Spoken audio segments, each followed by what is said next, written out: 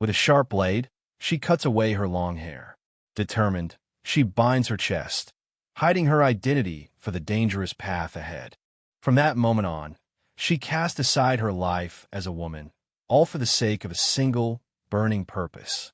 Meanwhile, in the imperial palace, the fourth prince, Tenyu, sits alone, lost in his thoughts.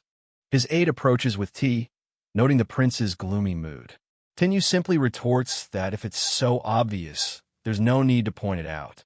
He explains his frustration, reminding his aide that he already has him as a guard and a beast servant. Therefore, getting another one is completely unnecessary. But his aide insists, explaining that it's tradition for all princes to have beast servants, and Tenyu is the only one who doesn't. Tenyu scoffs at the idea that his father is worried about him, calling it a convenient excuse to dump an inconvenient adjutant on him. The aide quickly urges the prince to quiet down. The aide tries to reassure him, mentioning that this new adjutant has received high praise for his achievements. Still, Tenyu remains unconvinced, though he admits he hopes it's true. After all, for his plans to work, this new servant needs to be stronger than any other. Just then, a guard announces an arrival. Tenyu looks up to see his new beast servant being escorted into the courtyard. As the figure walks closer, Tenyu's eyes widen slightly in surprise. Before him stands the famed warrior known as the High Commander, a celebrated adjutant from the royal forces. But looking at the official document, Tenyu can't help but think how incredibly young he looks. Prince Tenyu gives a simple command from across the courtyard. Take off your mask. Both his aide and the new arrival look towards him. The young adjutant silently obliges, untying the mask from their face. With the mask removed, Tenyu's aide whispers that they must have sent the wrong person, commenting that the newcomer looks more suited for dancing than fighting. But Tenyu sees something else. Behind those long lashes, he senses a deep, sorrowful look in the newcomer's eyes. He asks for confirmation of the servant's name, Rangetsu. The boy simply says yes. Tenyu can't shake the feeling that this person seems incredibly fragile. You look weak, Tenyu declares bluntly, stating that his beast servant must be strong. He then turns and gives an order to his aide. Bring my sword. At his words, Rangetsu's ear twitches subtly. The aide brings a sword to Rangetsu, as Tenyu challenges him to a test to see what he's made of. The prince gives one final command to both his aide and Rangetsu. Neither of them is to hold back. Rangetsu quietly considers the gravity of that order. With a sharp look, Rangetsu's demeanor completely changes.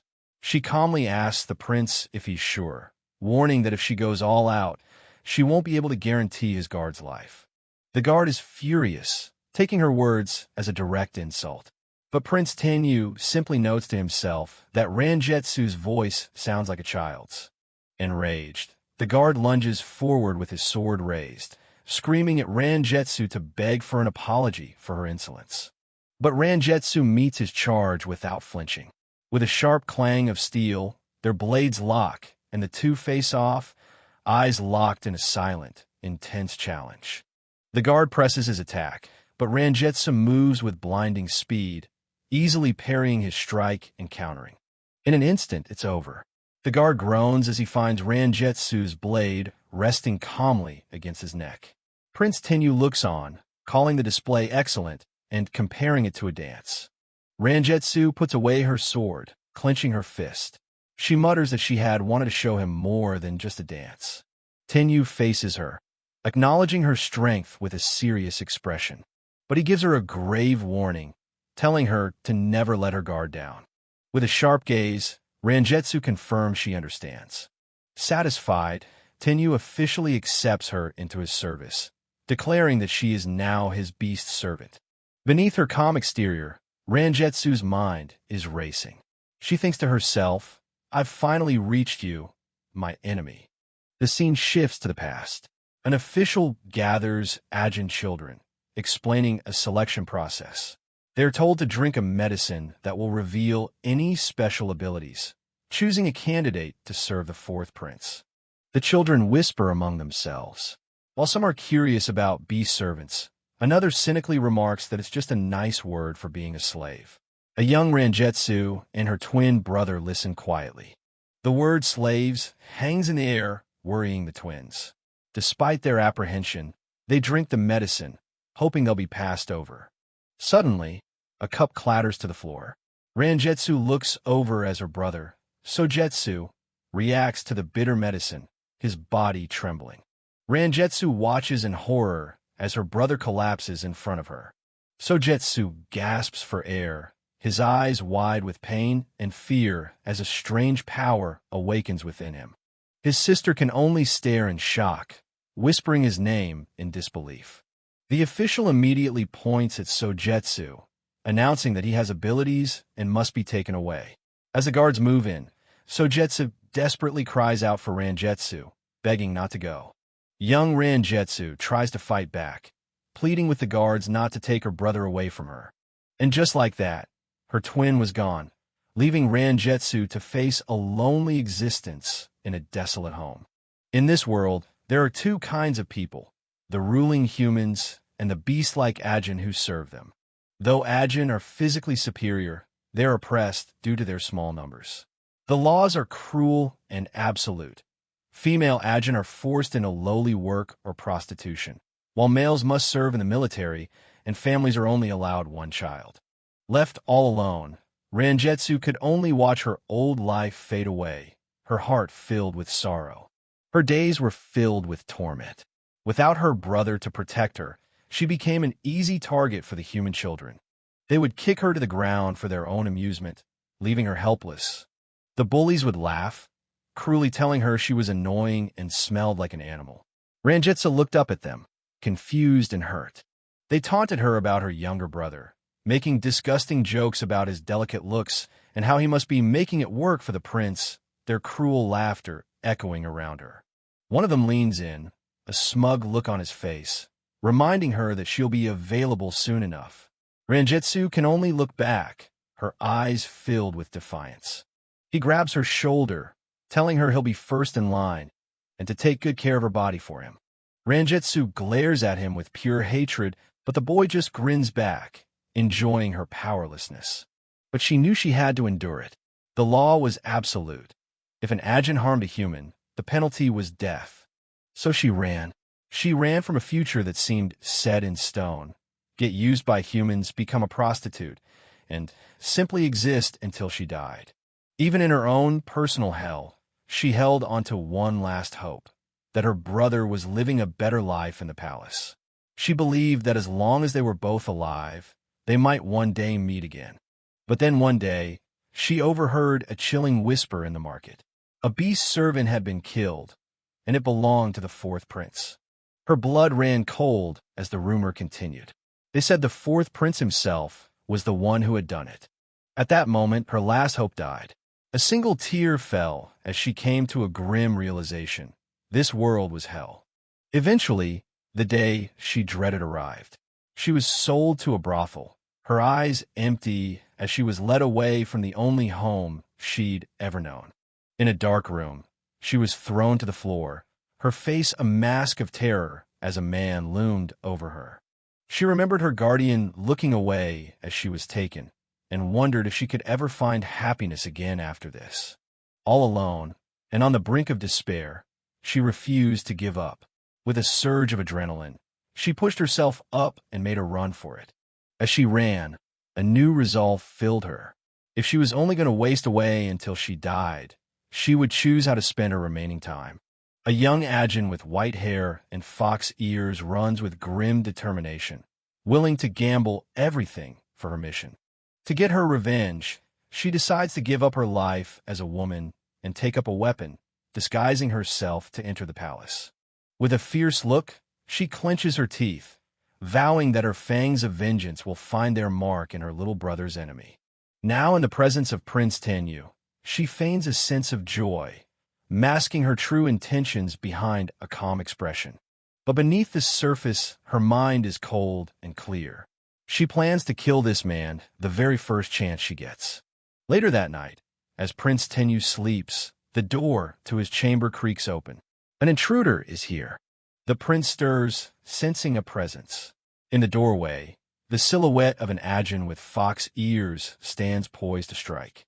In an instant, Rangetsu is upon him, pinning him to the bed. Her chance for revenge is finally here. Prince Tenyu's eyes flutter open, and in his sleepy state, he mistakes her for someone else, murmuring her name with a hint of confusion.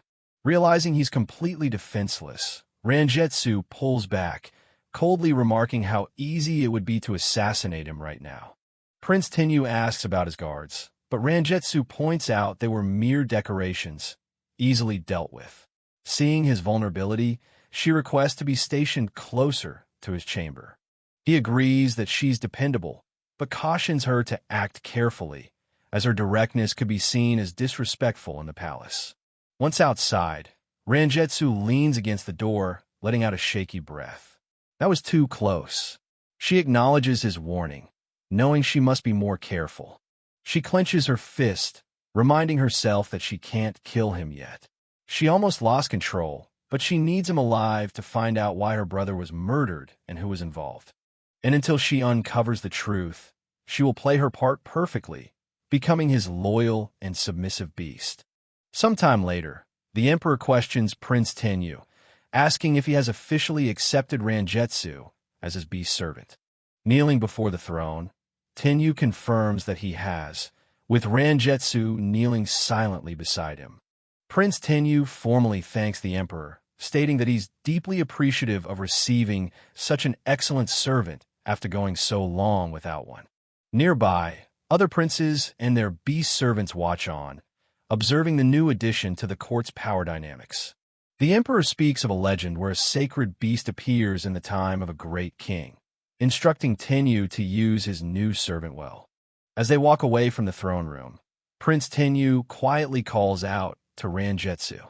But they're interrupted by another man with long, light-colored hair, who calls Tenyu elder brother Ryun and asks about his new beast servant. Whispers spread among the onlookers, questioning Rangetsu's frail appearance. But she steps forward protectively, telling the other prince that her master is not an object for display. Prince Ryun gives a dismissive smile, claiming he's just trying to have some fun in the suffocating palace. But his eyes suggest his fun is of a crueler sort, and Rangetsu's eye twitches, sensing the malice behind his words. His taunts immediately turn sharp and personal. He brings up Tenyu's last servant, commenting on how quickly he died and expressing a condescending hope that this new one will last longer, a clear, pointed threat that hangs in the air. Prince Tenyu's voice cuts through the tension, sternly calling out Ryun's name. Ryun's beast servant smirks, telling his master it's time to go, while others gossip about Rangetsu's arrogant attitude. Ryun turns to Rangetsu with a sly smile. He admits he likes her fiery temperament, but gives a chilling warning to be careful. He leaves her with a final, dismissive remark. An Ajin is only an Ajin, after all. Alone on a rooftop, Rangetsu reflects on Ryun's words. She already knew how cruel the world was, how Ajin are treated as nothing more than toys for others' amusement.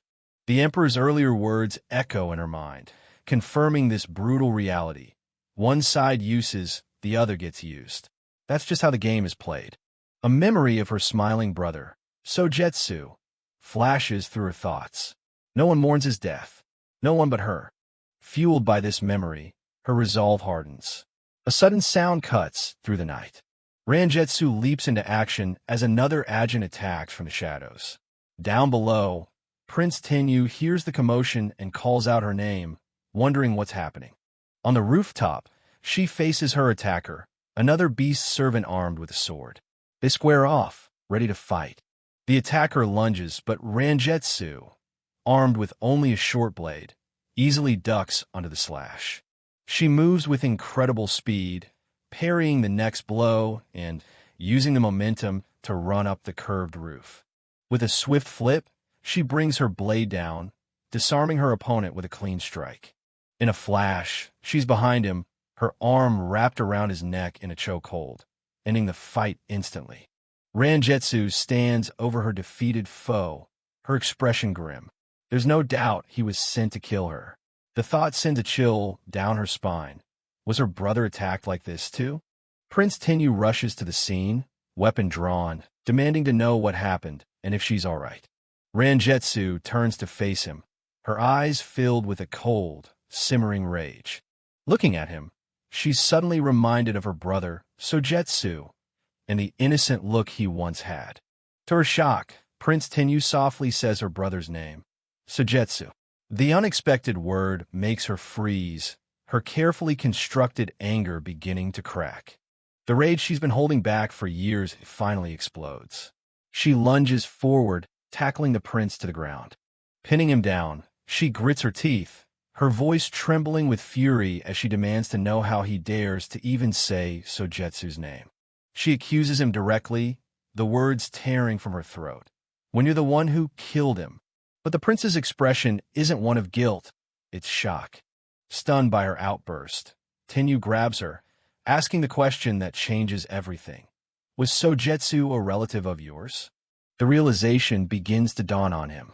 Tenyu's voice is quiet but firm as he denies her accusation.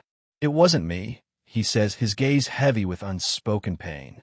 He looks away, shame and regret on his face, and confesses the truth. He didn't kill Sogetsu, but he blames himself for getting the boy involved in the deadly court politics that led to his death. He continues explaining that both the killer and motive are still unknown. He was so afraid of another life being lost that he didn't want a new servant, but the emperor assigned Rangetsu to him anyway. That's why he specifically requested someone strong, not to protect himself, but so they could at least protect themselves from the dangers of the court. Overwhelmed with guilt and sorrow, Tenyu apologizes to Rangetsu, not knowing the true depth of her connection to the tragedy. He covers his face, his voice breaking as he whispers her brother's name again, consumed by the painful memory. Rangetsu watches in stunned silence as Tenyu collapses, weeping. She was wrong. All this time, she thought no one cared, but someone did mourn his death. Her entire world shifts. The man she hated enough to kill is crying for her brother.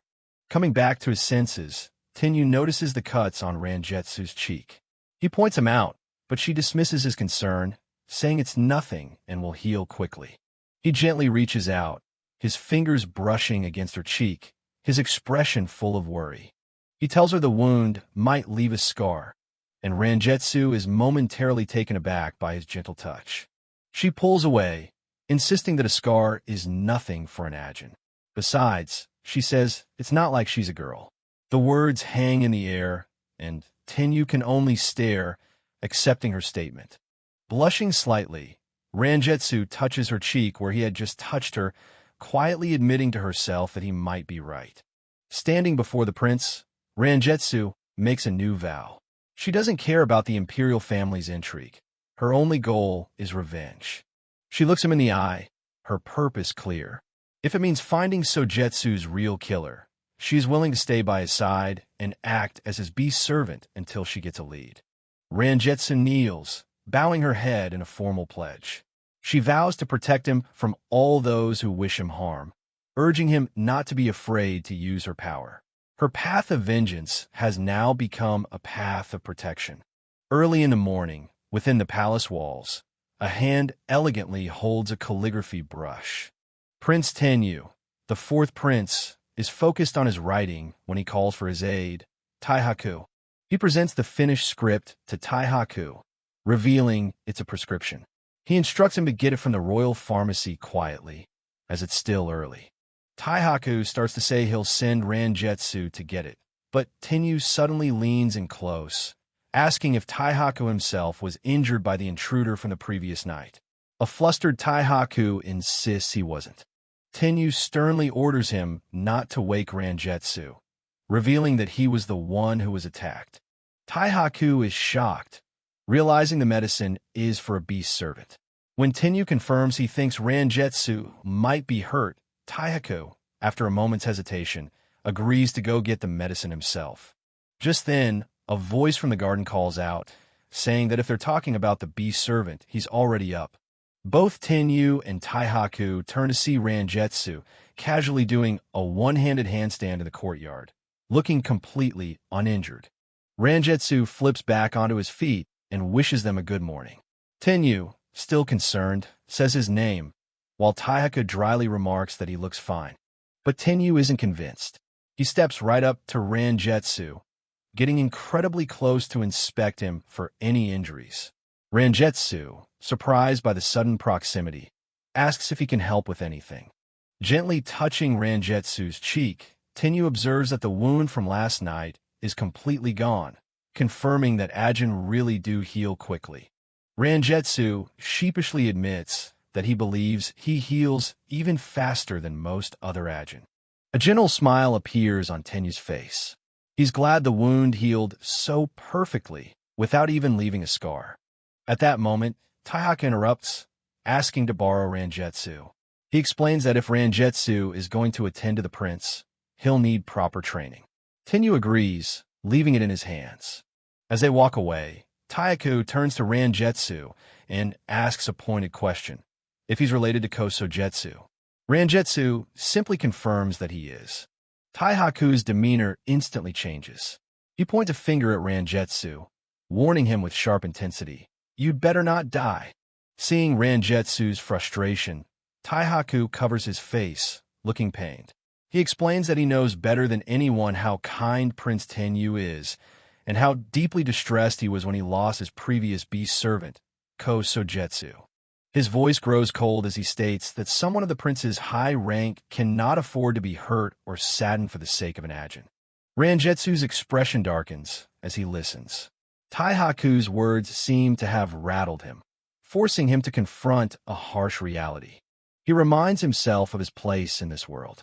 To humans, Ajin are not people. That's just the way things are, and he needs to remember that. Rangetsu looks at Taihaku with newfound understanding. He realizes what the aide is truly asking of him. Don't give the prince a reason to worry, and make sure to protect himself. Seeing that Rangetsu understands the situation, Taihaku seems satisfied. With that, he announces it's time to begin his duties as Prince Tenyu's servant. For his first task, Taihaku explains that there are hot springs outside the palace that the imperial family secretly uses. After a recent storm, they haven't been cleaned, and Rangetsu's job is to go clean them by himself. Upon arriving, Rangetsu is taken aback. The so-called hot springs are actually a series of enormous, steaming pools, a massive cleaning job for one person. He stares out at the vast task before him. But just as he's processing it all, something suddenly splashes in the water and whips past him in a blur, putting him on high alert. As Rangetsu stands in the water, he remains focused, sensing the disturbance. Meanwhile, back at the palace, Prince Tenyu calls for Taihaku. Tenyu demands to know where Rangetsu is. Taihaku calmly informs him that he's cleaning the Eastern Imperial Hot Springs. The prince is furious, questioning if that's an appropriate duty for his beast servant when he was supposed to be in training. Taihaku insists that being useful is always an appropriate duty. Tenyu slams his hands on the table, yelling about the danger of Rangetsu being attacked again. But his aide is unfazed, coldly retorting, "Then so be it." Tenyu is completely stunned by his aide's ruthless pragmatism. Taihaku explains his logic. Rangetsu is just a beast for the prince's benefit. He can be used as bait to lure out the hidden enemy who killed Sogetsu, giving them the perfect opportunity to eliminate the threat. This revelation only fuels Tenyu's rage. His eyes blaze with fury. He warns Taihaku in a low, dangerous voice that he will not tolerate this kind of thinking, not even from his most trusted aide. Tenyu regains his composure, but his resolve is firm. He tells Taihaku that if Rangetsu is a beast to be used, then he, as his master, will be the one who decides how he is treated. Back at the hot springs, the sun is beginning to set. Rangetsu, still surrounded by the massive cleaning task, wonders what to do next when he hears a splash and footsteps approaching. Before he can react, someone grabs him from behind and shoves his head underwater. He's held down forcefully, completely submerged in the hot spring water. He resurfaces, sputtering and angry at himself for letting his guard down so easily. His attacker is revealed to be another Ajin, a boy with black hair and cat ears named Yubi, who demands to know who Rangetsu is. Rangetsu doesn't hesitate. He grabs Yubi's arm and, with a powerful fling, sends him flying over his shoulder and into the water. He lands lightly on the rocks, watching as his opponent crashes into the water with a loud boom. The two beast servants immediately launch into a fierce battle, exchanging blows with incredible speed and agility. Yubi uses a rope dart to pull Rangetsu off balance, but Rangetsu manages to regain his footing. He twists in midair, redirecting his momentum into a powerful kick aimed straight at Yubi's head. They lock eyes, the tension between them at its peak. Just as they're about to strike again, a slow clap echoes through the springs, and a voice commands them to stop. The owner of the voice, another prince, correctly guesses that Rangetsu must be his younger brother's new beast servant. The third prince, lounging on a rock with his arms crossed, questions why a mere beast is bathing in the hot springs reserved for the imperial family. Rangetsu immediately bows, introducing himself as the fourth prince's servant, Ko-Rangetsu, and explaining that he was ordered to clean the area.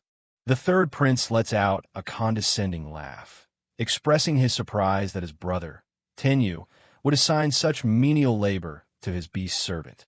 Rangetsu's ear twitches in irritation at the obvious contempt in the prince's voice. Still, he maintains his composure, replying that he still has to finish cleaning the area further in. The third prince stands, dropping his outer robe as if he owns the place, clearly intending to use the spring himself. Rangetsu's eyes widen as the prince and his beast servant enter the water. Clenching his fists, he forces himself to bow his head in submission. Through gritted teeth, he mutters for them to enjoy themselves. Overwhelmed by the humiliation, Rangetsu decides he's had enough and starts to head back. Just as he's putting his uniform back on, he hears his name being called. He turns to see Prince Tenyu and Taihaku riding towards him through the forest. Tenyu quickly dismounts and rushes to Rangetsu's side, full of concern. He apologizes for him being out so late and anxiously asks if he's all right. He leans in close, his eyes scanning for any sign of injury, demanding to know if anything happened. The prince apologizes profusely, explaining that he was worried Rangetsu might have been attacked again. From behind, Taihaku watches the exchange with a stoic expression.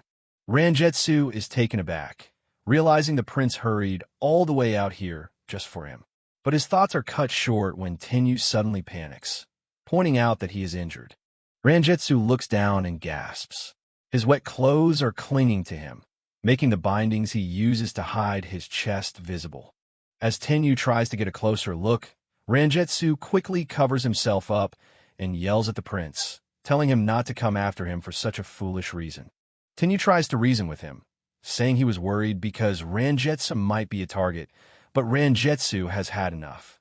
He crouches defensively and declares that he should be attacked. That's the whole point. He reminds the prince of what he said earlier, not to be afraid of using him. But Tenyu pleads with him, saying he doesn't care about getting injured himself.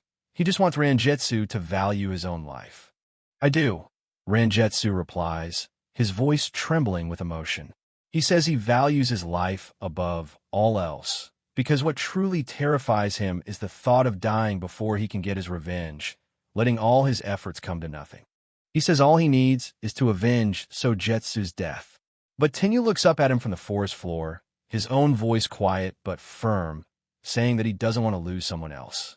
With a desperate cry, Tenyu insists that he doesn't want to put his beast servant at risk. But Rangetsu coldly dismisses his concern. He tells the prince that he doesn't understand because he's royalty, and that he doesn't need or want his kindness. Taihaku is stunned by his audacity. His voice drops as he asks Tenyu if he even knows his reason for living.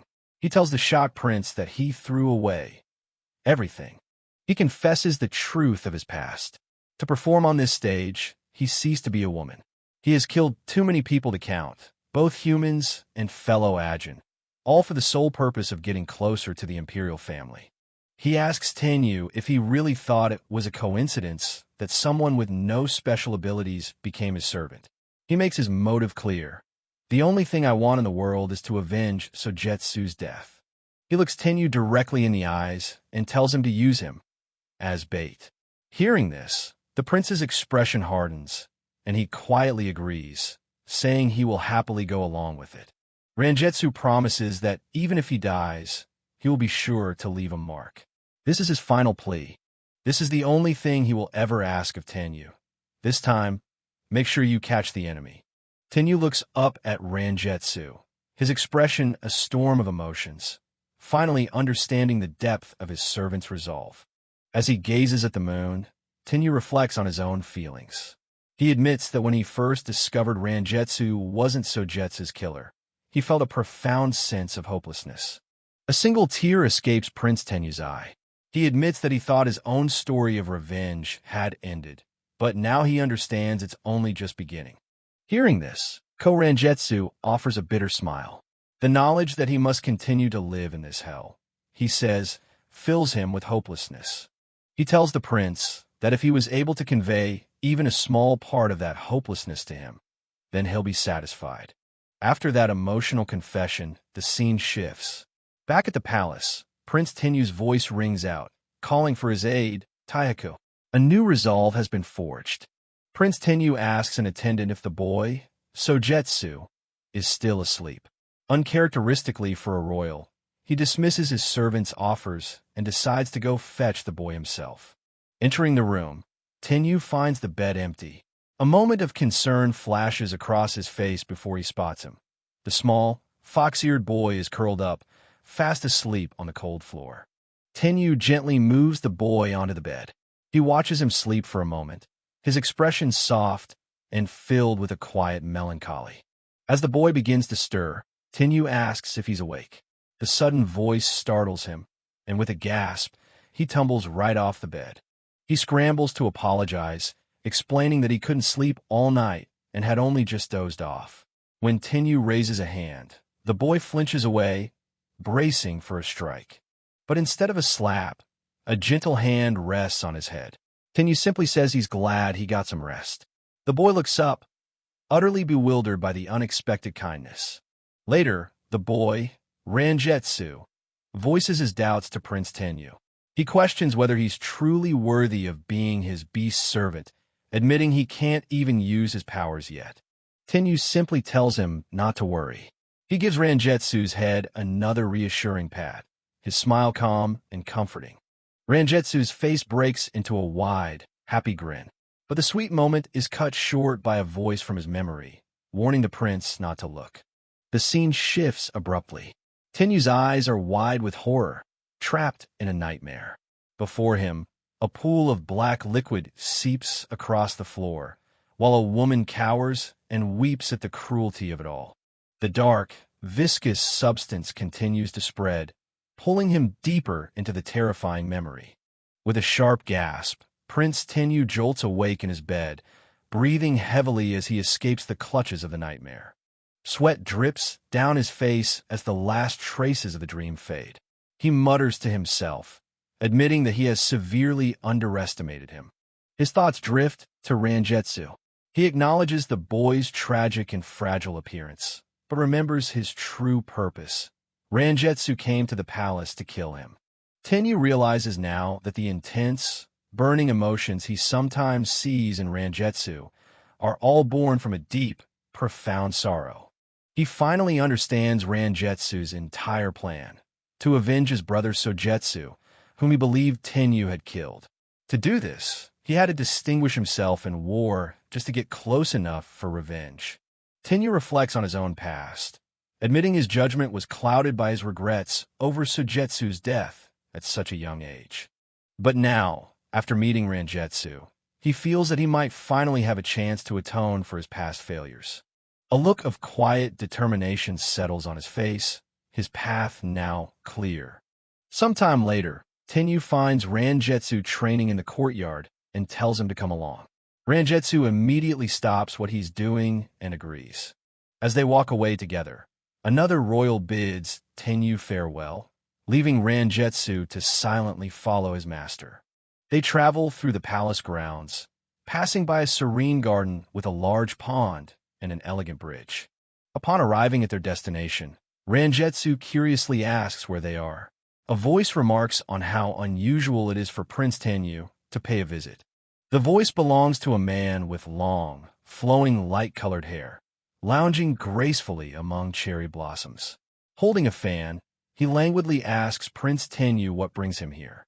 Tenyu formally greets his elder brother Raylin. Prince Raylin smirks, noting that his boredom is about to be cured. Rangetsu stares, realizing he's now face-to-face with the infamous second prince. Prince Raylin recognizes Rangetsu immediately, saying he hoped to see him again. He asks for his name, and Rangetsu simply replies, Rangetsu. Raylin compliments the name, then summons his own beast servant, a quiet, cat-like girl named Yubi. With a sly glint in his eye, Raylin turns to Tenyu and suggests they see their servants dance for them. Tenyu clarifies for a confused Rangetsu that dance is just a pretty word for fight. Seeing it's just a way for his brother to kill time, Tenyu calmly agrees. Tenyu's easy acceptance of the cruel request shocks Rangetsu, as the two beast servants are positioned to face each other. Looking directly at his servant, Tenyu gives a simple, firm command, Rangetsu, do it. Rangetsu obediently agrees.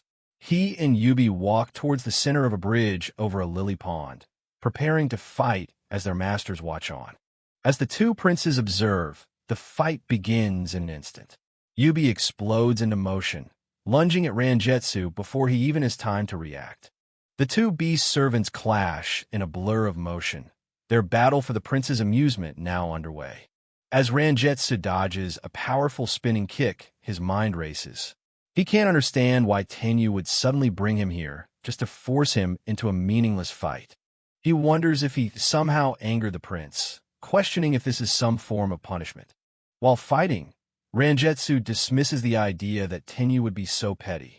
But his distraction costs him, as Yubi angrily tells him not to underestimate her by getting lost in thought. Suddenly, Prince Raylin calls out to his servant and tosses a flute into the air for her to catch. Yubi catches the instrument gracefully and begins to play a haunting melody as flower petals drift around her. The moment the music reaches Rangetsu's ears, he's hit with a wave of vertigo, his vision blurring. The sound makes him feel sick to his stomach. He grits his teeth, realizing that the flute's melody is some kind of special power. Weakened and disoriented by the sound, Rangetsu is unable to defend himself and takes a powerful blow from Yubi. Yubi presses her attack, throwing a chakram. In her haste, however, she fumbles and drops the flute, which splashes into the pond below. With an annoyed grunt, she leaps onto a stone in the pond to retrieve her chakram. The fight momentarily paused. Prince Raylin bursts out laughing, declaring the fight over. He praises their performance, then turns to Tenyu, commenting on how strange it is for him to visit when he so rarely does. Raylin's tone becomes sharp as he reminds Tenyu that he came to visit like this once before. He says it was right after Tenyu's last beast servant died, the accusation hanging heavy in the air. Raylin reveals that he knew Tenyu suspected him back then. He correctly guesses that Tenyu, having faced another intruder recently, is here to question him once again. The scene flashes back to the past. Tenyu is on his knees before the emperor, desperately pleading to know why he must stop investigating his servant's murder. The emperor asks his son who he suspects. Tenyu voices his conviction that one of the other princes must have ordered the killing. In the flashback, the emperor tells Tenyu that questioning the other princes is pointless and will only cause a disgraceful scandal for the imperial family. Tenyu tries to protest, but his father coldly cuts him off, reminding him that he can always get another beast servant. The emperor dismisses his son's grief, stating that the dead servant was simply not a good fit, and then sends him away. Tenyu is left looking utterly crushed. Back in the present, Raylin taunts Tenyu, saying the emperor will just force him to stop again. But this time, Tenyu's expression isn't one of defeat, but of cold determination. Tenyu surprises his brother with a laugh. He declares that despite the risks, he has come here specifically to question him. Raylin speculates that whoever is targeting Tenyu must be jealous of his talents. He then absolves himself, claiming he has no interest in the imperial hierarchy and therefore has no reason to be jealous. As Tenyu and Rangetsu leave, Raylin watches them go. Tenyu quietly asks Rangetsu if he believed his brother's claims, and Rangetsu confirms that he did. Tenyu explains that it was foolish for Raylin to so openly display his beast servant's power, advising Rangetsu that such abilities should be kept hidden. He reveals Raylin's true motive. By showing off his servant's power, he was trying to prove he wasn't a threat. At that moment, Rangetsu realizes Tenyu is finally agreeing to use him as bait. Rangetsu hesitates for a moment before speaking up. Tenyu stops and asks him what's on his mind. Acknowledging his own rude behavior from earlier, Rangetsu prepares to ask Tenyu a question that has been weighing on him. He looks Tenyu in the eye and asks him directly, "Are you mad at me?" The question catches Tenyu completely by surprise, leaving him momentarily speechless. Tenyu lets out a heavy sigh, running a hand over his face. He seems exhausted and conflicted by the simple question.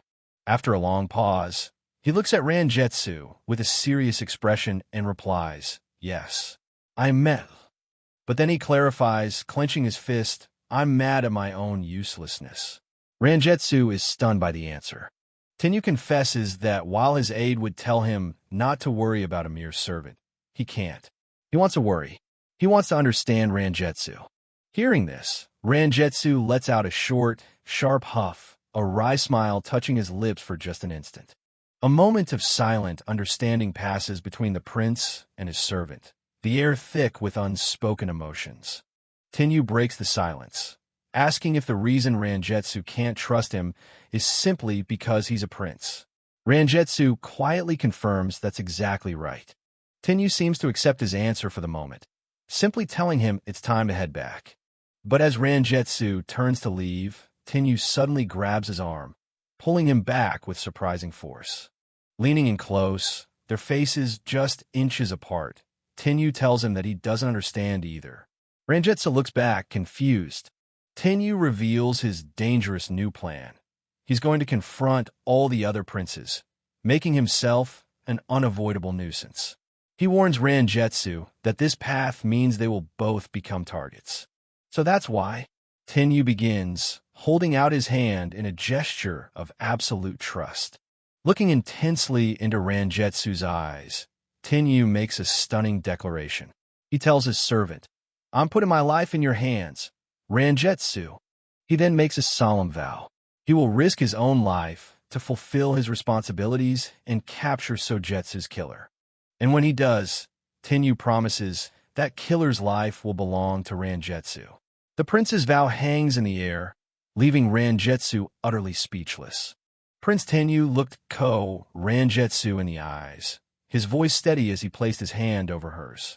He was entrusting his very life to her, a gesture that left Rangetsu completely stunned, her heart pounding in her chest. Her body reacted before her mind could, yanking her hand away as if burned. This level of trust from a human, a prince no less, was something she was totally unprepared for. Without a word, she leaped away, landing on a nearby cliff. Prince Tenyu could only call out her name, watching her run. From her perch, Rangetsu looked down at him, her mind filled with a familiar bitterness. To her, all humans were the same, and she believed that those in the imperial family were especially unworthy of her trust. But Tenyu's voice cut through her thoughts, shouting that she was the one putting up walls and pushing everyone away. His words hit her hard, leaving her momentarily speechless. She yelled back in desperation, questioning how she could believe in anything when the world itself was so rotten. With that, she turned and fled once more. The scene shifts to a memory from the past. For Rangetsu, it had always been this way. Back then, as a child, she was thrown to the ground by a palace guard who cruelly reminded her that Ajin weren't allowed inside, telling her to get out. With tears in her eyes, she pleaded with him. She had heard her little brother was killed, and all she wanted was to have his body back. But the guard showed no mercy.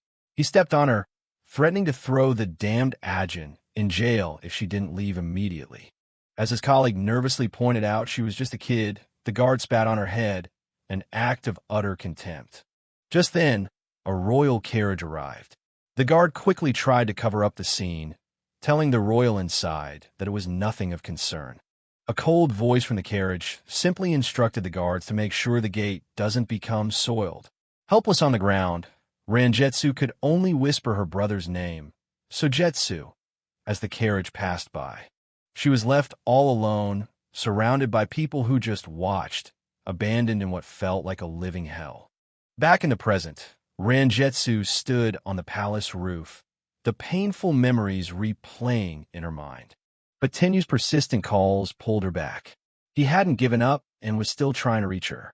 For a moment, their eyes met in a silent, tense standoff. But Rangetsu wasn't ready. She turned and leaped across the rooftops once again. Determined not to let her go, Prince Tenyu began to chase after her, pleading for her to wait. Rangetsu glanced back, her expression unreadable. The chase continued through the palace grounds. Two officials walking along a covered bridge were startled by a series of loud thuds and dashing sound from above. They looked up in shock to see Rangetsu running across the rooftops, followed closely by a frantic fourth prince, a sight they could hardly believe. Rangetsu moved with inhuman grace, hopping effortlessly across stones in the water. Prince Tenyu could only watch, panting and amazed at her speed as the chase continued through the palace grounds. Inside, Prince Tenyu's aide, Taihaku, heard the commotion and looked up from his work, wondering what was going on. Taihaku stepped outside to investigate and was surprised to see Rangetsu standing on the roof. He stared for a moment, wondering why she was up there, before noticing she wasn't alone. To his absolute shock, Prince Tenyu struggled to pull himself up onto the roof, still calling out for Rangetsu to wait. Taihaku could only stare, stunned, as his master gasped for breath, completely exhausted from the climb. From the ground, Taiga yelled up, asking the prince what on earth he was doing. On the roof, Tenyu was completely out of breath, while Rangetsu watched him with a conflicted expression. Suddenly, the prince lost his balance. He cried out as he slipped, tumbling right off the edge of the roof. Taihaku watched in horror as his master hit the ground with a heavy thud. He rushed over to the prince, asking what happened. Thinking Rangetsu was responsible, he started to ask if she'd done something, but Tenyu quickly cut him off, insisting it was nothing. As Tenyu got to his feet, Rangetsu simply turned and walked away. Taihaku watched her go, his eyes narrowed with suspicion. The distance between them was immense, not just physically, but emotionally. One driven by a desperate sincerity, the other by a deep-seated trauma. Prince Tenyu was completely drained, panting and sweating from the effort of the chase. Rangetsu paused, sensing he had stopped. Her expression was hard to read, a mix of frustration and something else she couldn't yet name. Watching from a nearby balcony, a man with long, light hair remarked to his companion, Yubi, that they were witnessing a truly interesting sight. Just then, Taihaku arrived, apologizing for the intrusion. But the man, Prince Ryun, seemed amused by the spectacle of Rangetsu and Tenyu in the distance. Ryun leaned in close to Taihaku, a smirk on his face, asking what was going on. Flustered, Taihaku could only explain that Prince Tenyu had been chasing his beast servant for some time. Prince Ryun noted that Rangetsu could easily leave Tenyu behind if she wanted, concluding that she must be going easy on him. Meanwhile, Rangetsu stood alone, reminding herself that she couldn't trust the prince. As Tenyu continued to follow, Rangetsu struggled with her feelings. She knew she was being immature, that a part of her simply didn't want to believe in his kindness. She felt like a child throwing a tantrum, running away from something that frightened her. Behind her, Tenyu continued to call her name, his voice strained. But through his exhaustion, his sincerity was undeniable. A thought began to form in Rangetsu's mind. She was sure this man would never betray her. She had a gut feeling about him, that he wouldn't hurt her, that he wouldn't even discriminate against her for being an Ajin. But just as she started to believe, a vision of her younger, traumatized self appeared before her. A painful memory warning her that he would eventually betray her, just like everyone else. The ghost of her past stared her down, forcing her to remember the hell she had endured at the hands of humans. Her mind was in turmoil. It's hard to accept something you've rejected for so long. To trust him now would mean turning her back on everything she used to be and everything she thought she believed. She watched him, still gasping for air as he pursued her. A prince should have been humiliated chasing a mere Ajin, but he kept coming, relentlessly. The sight of his earnest, exhausted face left her in a state of quiet contemplation. His sincerity was slowly chipping away at the walls around her heart. The vision of her younger self gently told her to rest, acknowledging the pain, but also the desire to trust. It was as if her own heart was telling her it was okay to let her guard down. In that moment of vulnerability, Prince Tenyu reached out and firmly took her hand in his. The simple act of holding hands sent a shockwave through Rangetsu. For the first time, she looked at him, truly looked at him, and saw not a monster, but just a man. Tears welling in her eyes, she finally let out the words she'd been holding back, her voice barely a whisper as she asked, "Can I trust you?" Despite his exhaustion, Tenyu's gaze was filled with a profound gentleness. He slowly raised his hand and gently placed it on her head, a gesture of pure comfort and reassurance. Rangetsu froze. This was a feeling she had never known. She wasn't being beaten or held down.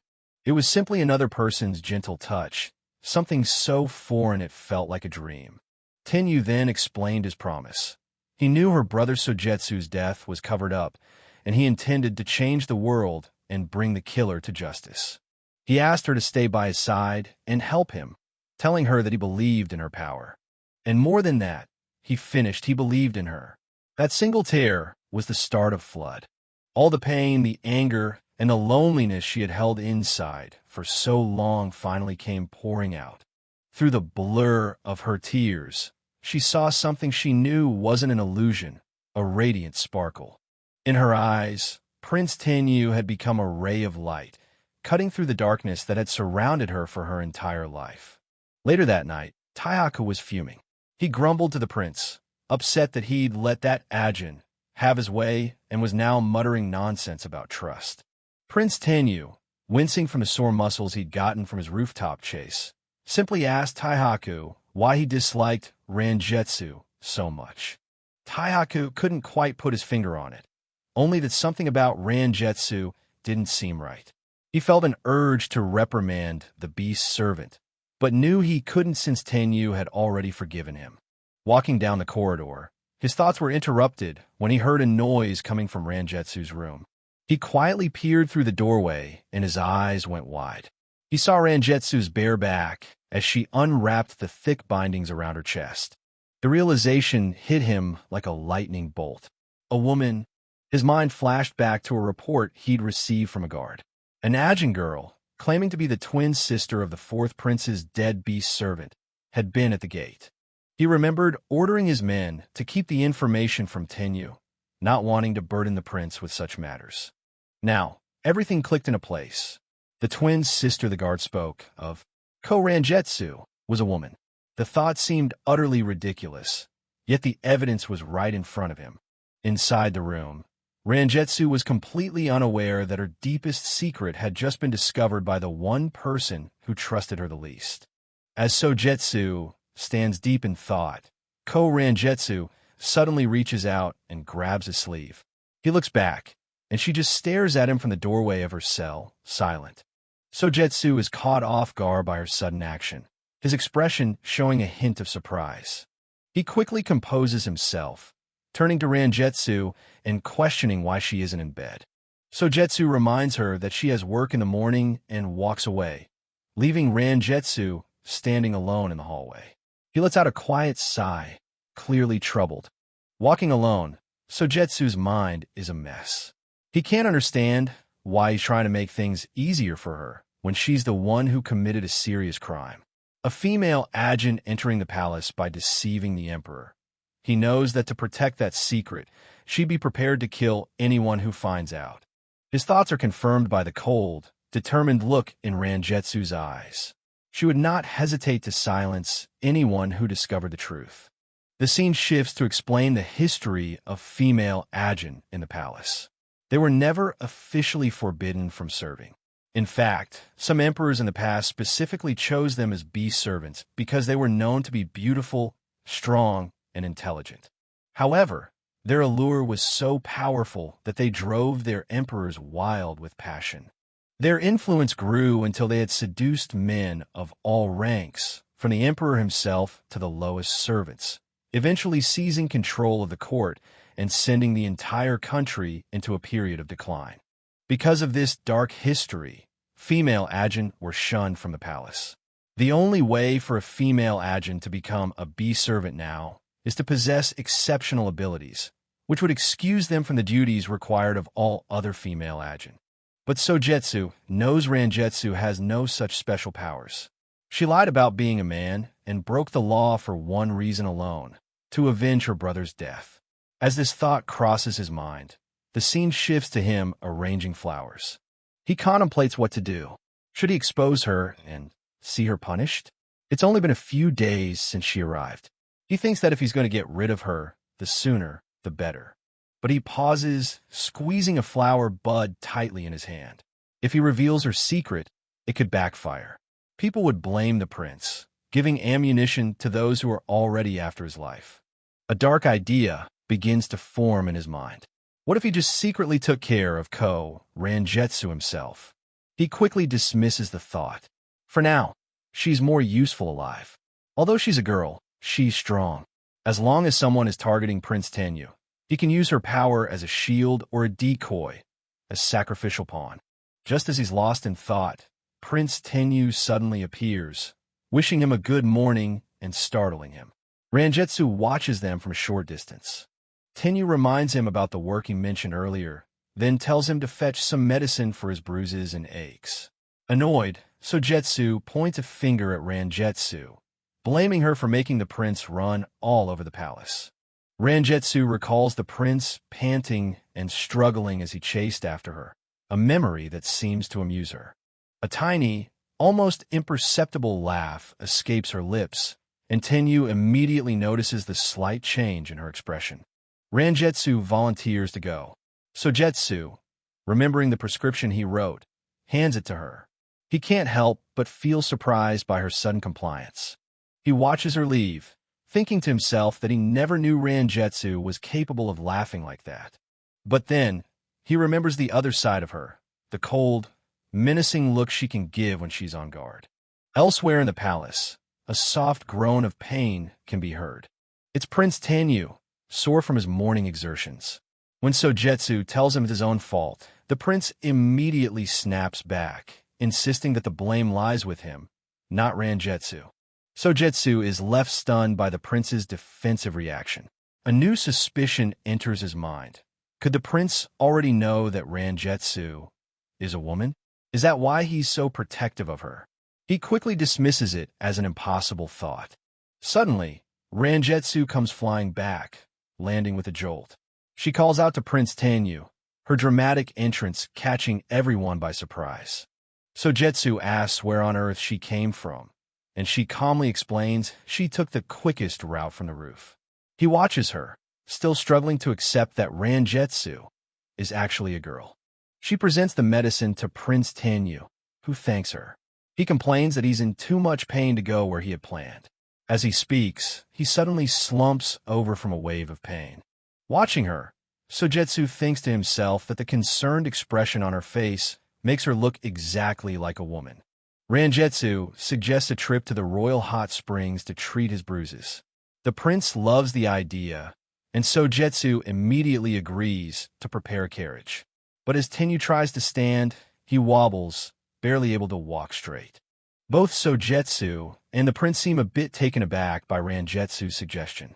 Seeing the prince struggle, Rangetsu takes matters into her own hands, effortlessly lifting him into her arms. Tenyu is completely flustered, but Rangetsu simply tells him to hold still until they get to the carriage. Sojetsu watches in utter disbelief as Rangetsu carries the prince away. He still can't quite believe that this incredibly strong person is really a woman. They arrive at the tranquil and steamy royal hot springs. Soon, Prince Tenyu is relaxing in the warm water, declaring that he feels like a new man, while Sojetsu and Ranjetsu stand guard nearby. Sojetsu and Ranjetsu watch silently from the edge. The prince, clearly feeling better, looks over at them with a relaxed smile. He even flexes his arm, proudly announcing that the water has loosened up his muscles and made him feel much better. Sojetsu watches Ranjetsu closely, assuming she must be embarrassed by the prince's display. His mind flashes back to a previous moment when she got flustered while attending to him. He recalls how she was trying to hide her chest bindings. He thinks she's being incredibly careless, walking on thin ice with such a huge secret. From the spring, the prince tells Sojetsu to stop giving Ranjetsu the stink eye, reminding him that what happened was his own fault. He then adds that he's worried a woman won't be able to fully protect him. Sojetsu and Ranjetsu stare at each other, the tension between them growing thicker.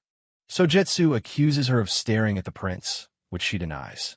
Just then, Tenyu playfully calls out from the water, asking Ranjetsu why she doesn't join him.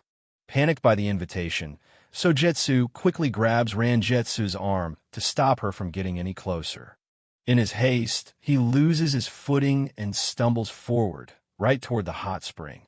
He falls in the water with a huge splash. The prince asks what he's doing, pointing out that he was talking to Ranjetsu, not him. Completely mortified, Sojetsu shouts at the prince to stop it.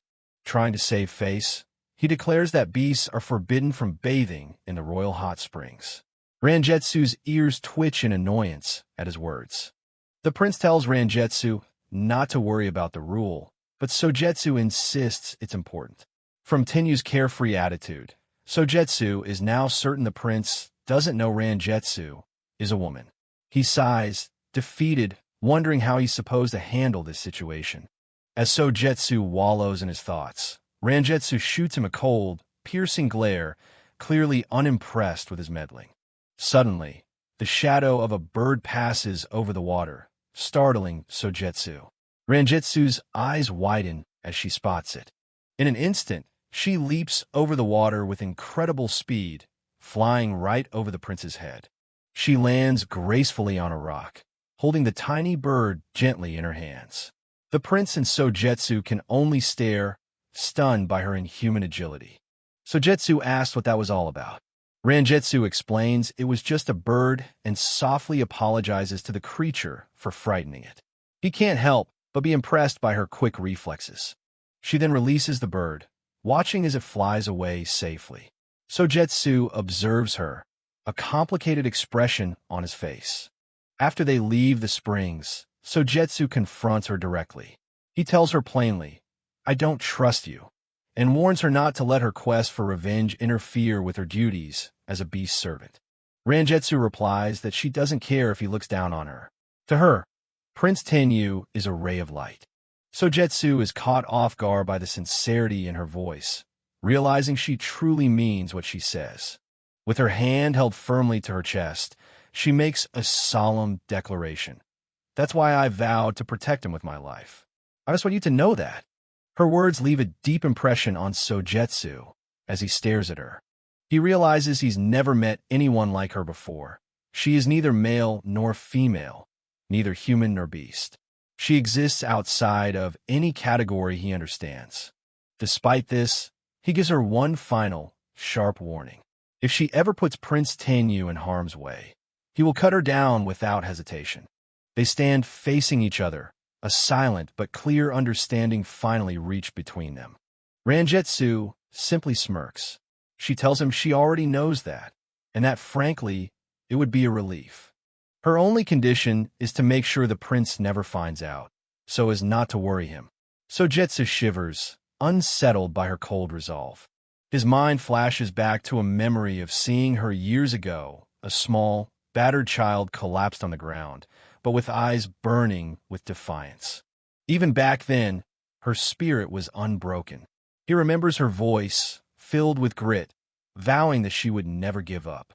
She had screamed with all her might, promising that she would find whoever killed her little brother and that she would never, ever forgive them, and that she would gnaw him to death.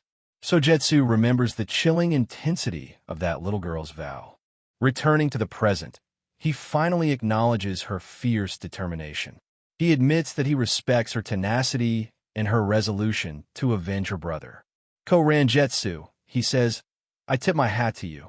Back in their chambers, the prince is feeling much better after his bath.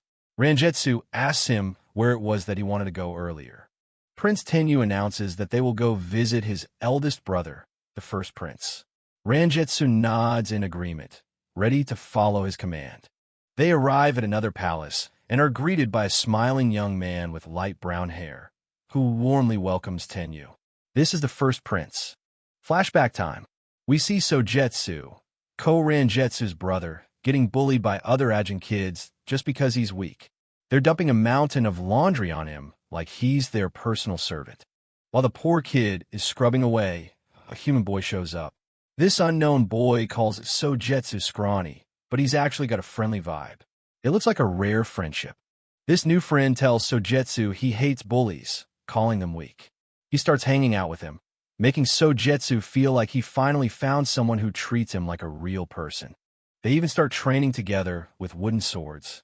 It's a wholesome moment where they're both smiling, and it seems like Sojetsu has found a true ally in this cruel world. But the betrayal comes fast. When the unknown boy gets into trouble, he immediately points the finger at Sojetsu. He's sweating, desperate to save his own skin by blaming the Ajin. That's the harsh reality of their world. A human's word is absolute truth, while an Ajin is always the one to blame. One lie from a human is all it takes. Back to the present, Ko Rangetsu wakes up in the palace. That haunting memory of her brother's betrayal is still fresh in her mind, a constant reminder of why she's here. She gets dressed and starts walking through the palace halls. Even though she's on a mission for revenge, the way Prince Tenyu treats her is starting to mess with her head. Every step she takes feels heavy with the weight of her secret. She's navigating a den of vipers, and one wrong move could mean the end of her entire plan. She's incredibly agile, showing off some of those beast servant reflexes as she moves. Even in a simple hallway, her movements are fluid and dangerously fast, a sign of her hidden strength. Our girl pauses for a second to look out at the horizon. The palace is beautiful, but for her, it's just a gilded cage full of the people who destroyed her family. Ko Rangetsu realizes the world hasn't changed a bit. People still hate what they don't understand, and the desire for revenge is still a heavy burden she carries every single day. From the rooftop, she spots some familiar faces below. She's always watching, always gathering intel. It's second nature for her to stay out of sight while keeping an eye on everything. Then she sees Prince Tenyu. He's got that soft, genuine smile that always catches her off guard. For a second, she wonders if the world has always been this bright. Tenyu brings her to meet the first prince, Aoshin. He's a sickly-looking man, standing with his beast servant Taiga, a tall wolf-like Ajin who looks totally bored with the whole situation. Aoshin gives off a very different vibe than the other princes. He's mild-mannered and polite, but in this palace, a gentle face usually hides something much more calculating and cold underneath. Prince Tenyu officially introduces Ko Rangetsu as his new beast servant. He's practically showing her off, while she stays professional, her eyes scanning everyone in the room for any sign of danger. Aoshin introduces himself and his servant, Taiga. This guy is a tall, wolf-like Ajin with long orange hair who looks seriously bored. He doesn't seem to have any of our girl's fire. Tenyu mentions the rebel attack from the other day. He's playing the worried younger brother, while Aoshin listens with a calm expression, acting like it's just a normal bit of gossip. Aoshin just smiles it off, saying there's no need to worry. He claims he's perfectly safe now, which is a pretty bold thing to say given how much drama goes on here. But then we see a darker thought. Aoshin wonders when his body will finally give out. Turns out the first prince is actually quite sickly, adding another layer to the struggle. Our girl watches him closely. Aoshin laughs it off as idle talk, but she's not buying it. She can tell there's a lot more going on behind those polite palace smiles. Aoshin heads off to rest, leaving Tenyu and Ko Rangetsu alone. Tenyu immediately asks for her opinion on his brother. He clearly trusts her judgment more than anyone else's in this place. Prince Tenyu points out that royalty basically talks in riddles to hide their real feelings. It's a game of masks, and finding someone actually honest is almost impossible in the palace. Rangetsu asks if every royal family is this cold. Our boy isn't sure about other countries, but he admits that in his own kingdom, siblings don't exactly act like family. Tenyu explains that in their country, princes often have different mothers, making them feel like strangers. He worries about his eldest brother, Aoshin, who's been sickly since he was very little. Tenyu continues, noting that Aoshin can't perform the typical duties expected of a prince next in line for the throne. He wonders if Aoshin has just resigned himself to doing absolutely nothing. Hearing all this, Rangetsu asks for permission to keep an eye on Aoshin for a while. Our boy Tenyu seems a bit surprised by her request, but listens to her plan intently. Tenyu agrees to let her investigate. Our girl wasted no time, perched on a rooftop to watch Aoshin's room. She notices that the first prince rarely ever leaves his private quarters. She notices that even Aoshin's own beast servant, Taiga, keeps his distance. Just as she decides to venture closer, Taiga suddenly appears behind her, calling out that she looks pretty bored. Taiga recognizes her as the fourth prince's servant. Our girl plays it cool, admitting she's just looking for something to do since things are a bit too quiet around the palace lately. Taiga's eyes light up as he suggests they find a way to kill time together. This guy is surprisingly laid back, even asking if she wants to play a game of cards. But our girl isn't interested in games. She deadpans that she's looking for a real sparring match, specifically sword fighting. Taiga and his little friend look absolutely stunned by her intensity. Taiga grins, finally getting into the spirit of things. They head to a courtyard where he mocks her for not having special abilities, warning her not to whine if she gets hurt. Their wooden swords clash with a heavy thud. Rangetsu is focused, her gaze sharp as she tests Taiga's strength. Even for a bored servant, this guy clearly has some serious power. Taiga charges in with a smug grin, but our girl is way too fast for him. She effortlessly dodges his wide swings, keeping her eyes fixed on his every move and opening. He tries a low sweep, but Rangetsu leaps into the air with incredible grace. This guy is starting to realize that he'll actually have to try if he wants to win. Our girl follows up with a lightning-fast counter. Taiga's eyes go wide as he realizes just how dangerous Tenyu's new servant really is. He's definitely not bored anymore after that strike. Rangetsu analyzes his style, noting that while his blows are heavy, he leaves himself wide open by overswinging. She takes advantage of his sloppy technique, landing a series of quick, targeted hits.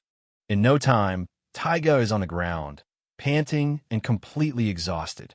Rangetsu stands over him, looking totally unimpressed by his lack of stamina and unrefined, lazy fighting style.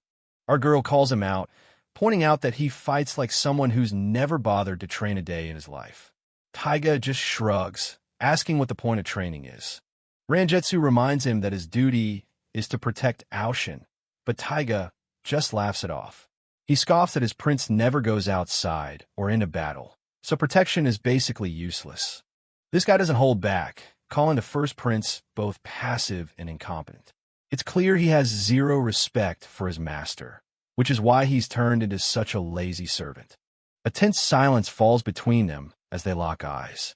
Our girl is clearly disgusted by his attitude, while Taiga just stares back with a hollow, cynical expression on his face. Taiga stretches and casually walks away, claiming he had fun. Rangetsu just stands there, her shadow darkening as she fumes over how useless and resigned this guy actually seems to be. She wonders if Taiga is just putting up a front and lying to her. As she walks through the palace gardens, her mind is racing with suspicions about the first prince's household. Our girl stands alone, staring up at the vast sky over the palace. She feels the weight of the injustice around her, especially for the Ajin who have simply given up hope. Her surveillance pays off when she spots an official delivering a letter to Taiga. It seems a new legal case has arrived for Prince Aoshin to handle, sparking her interest immediately. Taiga starts reading a report about a messy clash between an Ajin and a human. Aoshin sits back quietly while Rangetsu listens from her hiding spot, trying to catch every detail. A female Ajin is being accused of murdering a noble, but there's zero evidence to back it up. Now, everyone is waiting for Prince Aoshin to step in and judge. Without even investigating, Aoshin casually finds the Ajin servant guilty. Ko-Ranjetsu can't believe her ears, watching this so-called gentle prince condemn an innocent girl just to keep the peace. Taiga just accepts the orders without a second thought. Our girl is absolutely floored. How could they just throw a life away based on a single letter and zero evidence? Ranjetsu snaps and steps out of hiding, demanding to know what they're doing. Taiga's more annoyed about her eavesdropping than the death sentence he just recorded for his master. She confronts Aoshin directly, pointing out that he's sentencing a girl to death just because of her race. He hasn't even bothered to investigate the truth behind that one flimsy letter. Taiga scoffs that this is just how the world works. Humans are never wrong, and Ajin are always the scapegoats. He thinks our girl is being way too idealistic and annoying. Taiga even admits the girl is probably innocent, which just makes everything worse. Ko-Ranjetsu knows the world is cruel, but she refuses to sit back and watch it happen again. She raises her voice, declaring that usually their cries for justice would never reach the ears of anyone in power.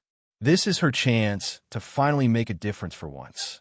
Since beast servants are the only Ajin allowed near the royalty, she feels a heavy responsibility to speak up. If she doesn't use her voice now, who else ever will? Taiga just stares at her like she's grown a second head. Our girl realizes that even among her own kind, the will to fight for the truth has almost completely vanished. She remembers how she used to be just as resigned. Meanwhile, Aoshin is genuinely curious if Prince Tenyu actually listens to the suggestions of his own lowly beast servant like she claims. Aoshin studies her for a moment. He's never met an Ajin with so much fire and conviction before, and it's clearly making him rethink a few things about his own choices. Without a single doubt, she gives him a resounding yes. She knows Tenyu is different from the other princes, and she's betting everything on his capacity for actual kindness and mercy. Taiga tries to shut her down again, insisting nothing can be done. Aoshin plays the pity card, claiming his hands are tied, though he's low-key impressed by Tenyu's bond with her. Our girl doesn't back down, demanding just one day to investigate the murder case herself. She begs him to at least wait 24 hours before signing that poor girl's death warrant.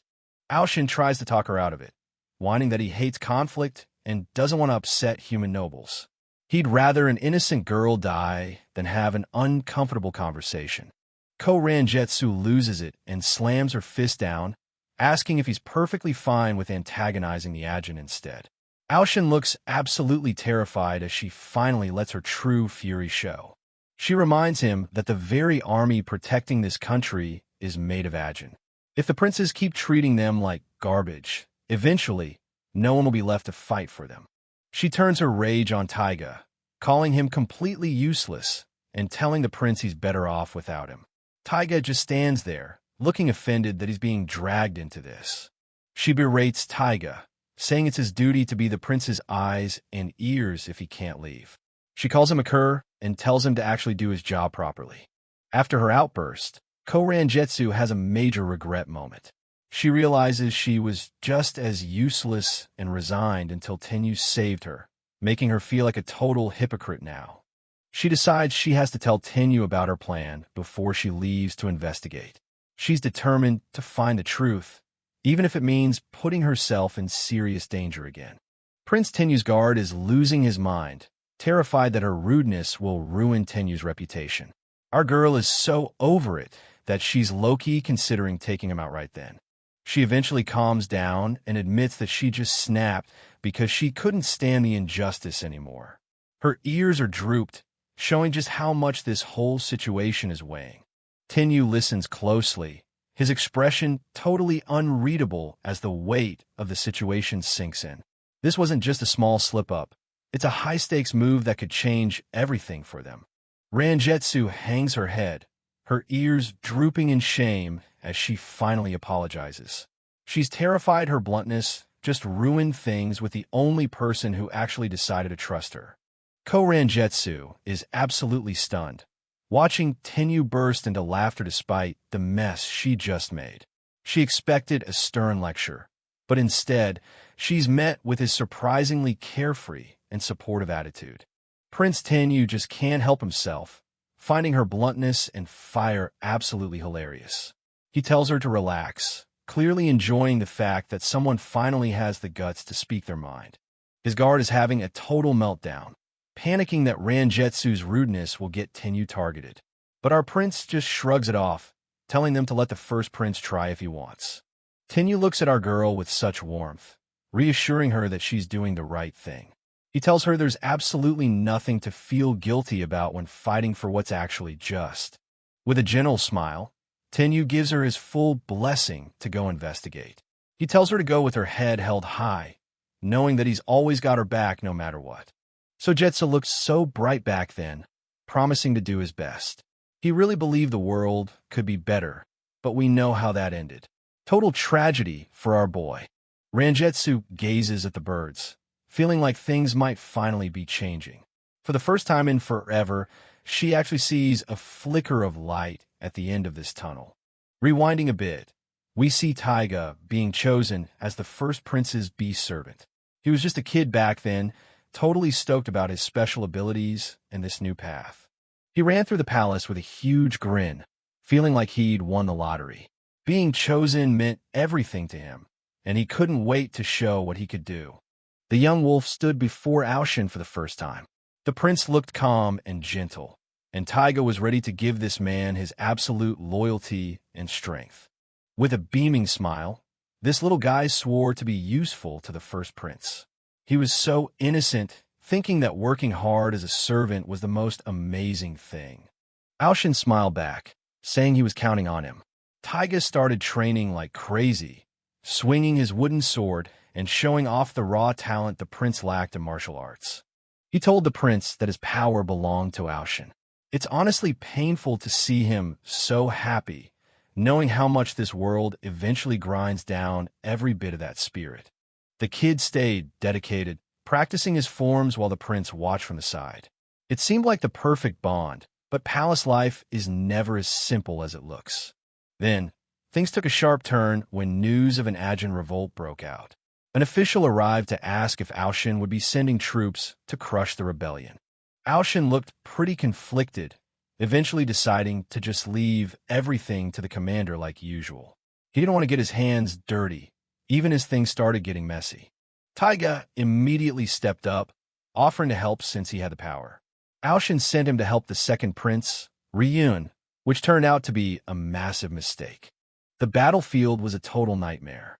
Our boy was stuck in the middle of a brutal clash, panting and covered in sweat as he fought for his life in the chaos. He ended up collapsed in the dirt, bleeding out and struggling to breathe. Seeing his fellow Ajin being slaughtered made him realize just how cruel this world really is. Tears filled his eyes as the bitter truth sank in. He muttered about those human dogs, finally seeing that the people he served didn't give a damn about his kind. Watching the carnage, Taiga understood what being a beast servant actually meant. It wasn't about honor. It was about being close enough to humans to kill your own people for them. He broke down, realizing he was just a tool trapped by the rules of this empire. It wasn't his fault he was chosen, but he was stuck playing their game anyway. Back in the present, the palace looks as still as ever.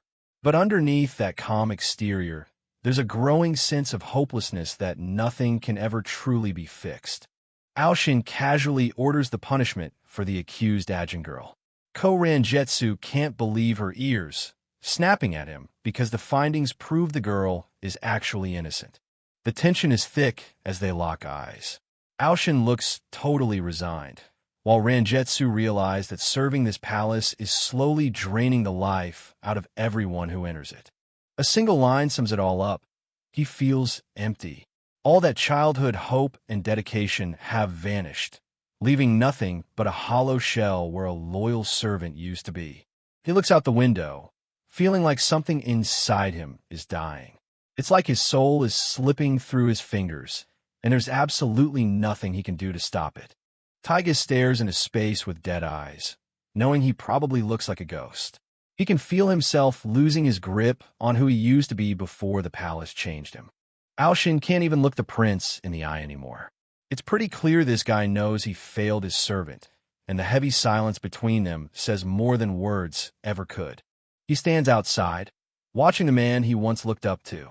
It's a lonely sight, showing just how far apart they've drifted since those bright training days and big promises. Ko Ranjetsu wanders through the palace town, gathering intel from the local servants.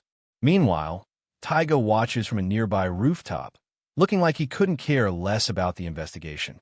Taiga thinks our girl is a total fool for trying so hard. To him, being a bee servant is a worthless job, and he's clearly given up on ever finding meaning in it. He looks down at the bustling palace life with pure contempt. In his eyes, anyone still holding on a hope or a sense of duty is just wasting their time. The gossip among the servants confirms Ranjetsu's suspicions. Turns out the noble wife framed her agent servant for murder, just so she could replace her with someone younger. The noble mistress isn't even worried about the investigation. She's confident the first prince will protect her since she's under his jurisdiction, no matter what the truth is. Ranjetsu brings her proof to Aoshin, only to realize he already knew the girl was innocent. This guy literally doesn't care about justice if it means causing political tension. She stares him down, declaring the servant's innocence with absolute certainty. The contrast between her intensity and his nervous sweating shows exactly who really holds the moral high ground. Taiga just scoffs at her, mocking Ranjetsu for having such a big mouth. He thinks her effort is useless since the noble's reputation will always be prioritized over an agent. But Ranjetsu doesn't back down, arguing that knowing the truth is always important. Even if the system is rigged, she refuses to let an innocent life be taken without a fight. The two servants lock eyes in a tense moment of silence. You can feel the friction between her burning determination and his cold, detached view of the world. She hits him where it hurts, saying he only ignores the truth to avoid feeling powerless. She calls out his apathy for what it really is, a shield against his own emptiness. Taiga is visibly shaken by her words. Ranjetsu points out that Aoshin is just trying to dodge the guilt of letting an innocent girl die for a noble's convenience. She doesn't hold back, straight up calling the prince a coward. Taiga stands behind his master, his eyes hidden as the weight of her accusation settles over the room. The palace falls silent as the weight of the situation hangs in the air. It's clear that Ranjetsu's words have struck a chord, even with those who try to ignore them. Back at the main palace, Prince Tenyu returns and finds Ranjetsu waiting. He's already heard the report from Taihaku and looks ready to take matters into his own hands. He praises her investigation, but admits the final call belongs to his brother. It's a frustrating reality, but Tenyu seems to have his own plan in motion. Ranjetsu listens intently, her gaze sharpening as she waits for his next move. She knows that in this palace, a simple truth is never enough to save someone. Tenyu decides it's only fair that he steps up too. He's clearly moved by Ranjetsu's dedication and is ready to use his own influence to balance the scales of justice. He gives our girl a warm smile, but then turns back to Taiga and Aoshin. Tenyu tells Ranjetsu he needs her to do just a little more for this plan. Aoshin finally decides to act, giving Taiga a secret mission. The Wolfman looks surprised. It's the first time he's been asked to do something that actually feels like a duty. Down in the dark prison, the innocent girl sits alone, waiting for her execution. She looks completely defeated, unaware that her fate is about to change in an instant. Suddenly, a hooded figure drops from the shadows, knocking the guard out cold. The girl watches in total shock as her rescuer handles the situation with effortless speed. The hooded man reveals his ears. It's Taiga. He grabs her hand, telling her he's letting her go. It looks like he finally found a reason to use his power. A guard tries to cut them off, but they aren't stopping. Taiga leads the way through the narrow alley, focused on getting everyone out of there before more backup arrives. Ko Ranjetsu drops the last guard with a quick kick, clearing their path.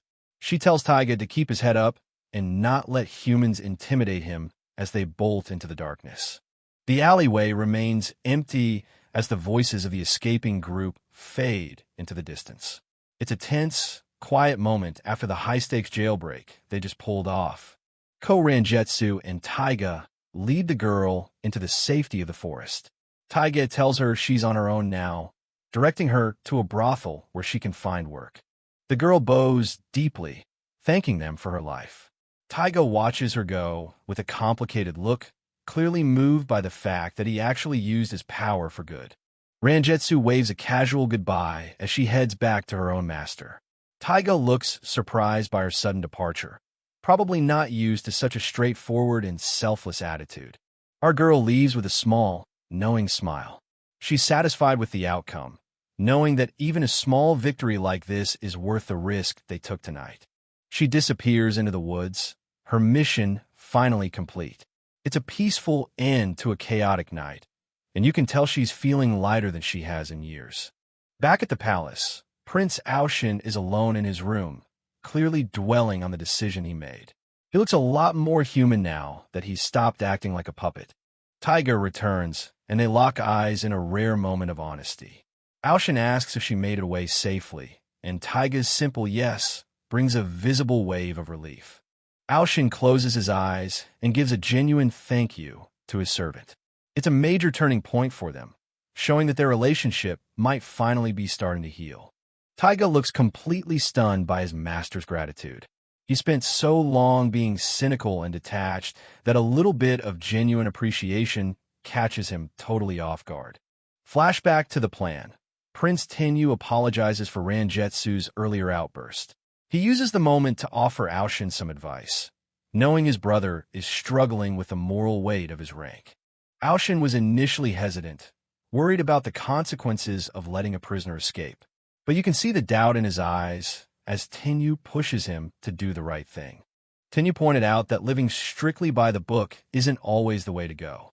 He reminded Aoshin that while they can't fix the whole world, they can save one life. Aoshin takes a deep breath, finally letting go of the rigid expectations that were crushing him. He looks more at peace with himself than he has throughout the entire investigation. Taiga reflects on how saving one person doesn't change the grand scheme of things. Yet, looking at Aoshin now, it's clear that the act of mercy has changed something inside them both. A peaceful smile settles on the prince's face. For the first time, he isn't sweating or looking nervous. He's just a man who chose compassion over a noble's ego. Taiga stares at him, realizing he's seeing a side of Aoshin he never knew existed. He's starting to see his master not as a coward, but as someone with a heart. The wolfman finally asks why he's smiling. It's a simple question that signals the end of his cold detachment, as he finally starts to care about his master again. Rangetsu runs back to Prince Tenyu, who is waiting for her in the wisteria garden. The scene is beautiful, matching the hopeful shift in our girl's heavy heart. Tenyu looks at her with a gentle, slightly sad expression. They share a silent moment of understanding, both knowing the world is still cruel despite their small victory tonight. He apologizes because the true villains won't be punished and the girl is forced to live in hiding. He clearly hates that this was the only middle path they could find. But Rangetsu just smiles back at him, her eyes bright with a new kind of warmth. Her reaction clearly surprises him, as he expected her to be frustrated by the outcome. Something about her expression makes his heart skip a beat. She looks so different from the vengeful person he first met, and the shift is catching him completely off guard. Rangetsu reaches out, admitting that for once, that cold void in her chest is actually gone. This guy's kindness is giving her something to hold onto besides her old grudge. He reaches over and gives her a gentle head pat. Rangetsu's eyes go wide. She's totally thrown off because it's been forever since anyone treated her with this much care. Tenyu looks down at her with a soft, genuine smile, telling her that seeing her happy makes him happy too. Rangetsu is frozen, completely moved by the simple kindness in his voice. Her eyes go wide as she feels a flicker of something she hasn't felt in a long time. It's a mix of hope and need, pulling her out of the darkness. The feeling is so pure and bright that it feels like a literal sign from heaven. For a moment, all the pain and revenge she's been carrying just seems to vanish. She looks at Tenyu, and for the first time, she sees more than just a kind master. Her heart begins to throb with a new, powerful hope that he will become emperor. Suddenly, the peaceful moment is shattered as a cheerful boy grabs her from behind, shouting her name. Rangetsu is caught completely off guard by the sudden burst of loud energy. The boy drags her off for practice while she stammers in confusion. Nearby, Prince Aoshin invites them all for tea cakes, with Taiga actually looking happy for once. The chapter ends. Tenyu mentions his older brother, Prince Aoshin, has invited them both to dinner.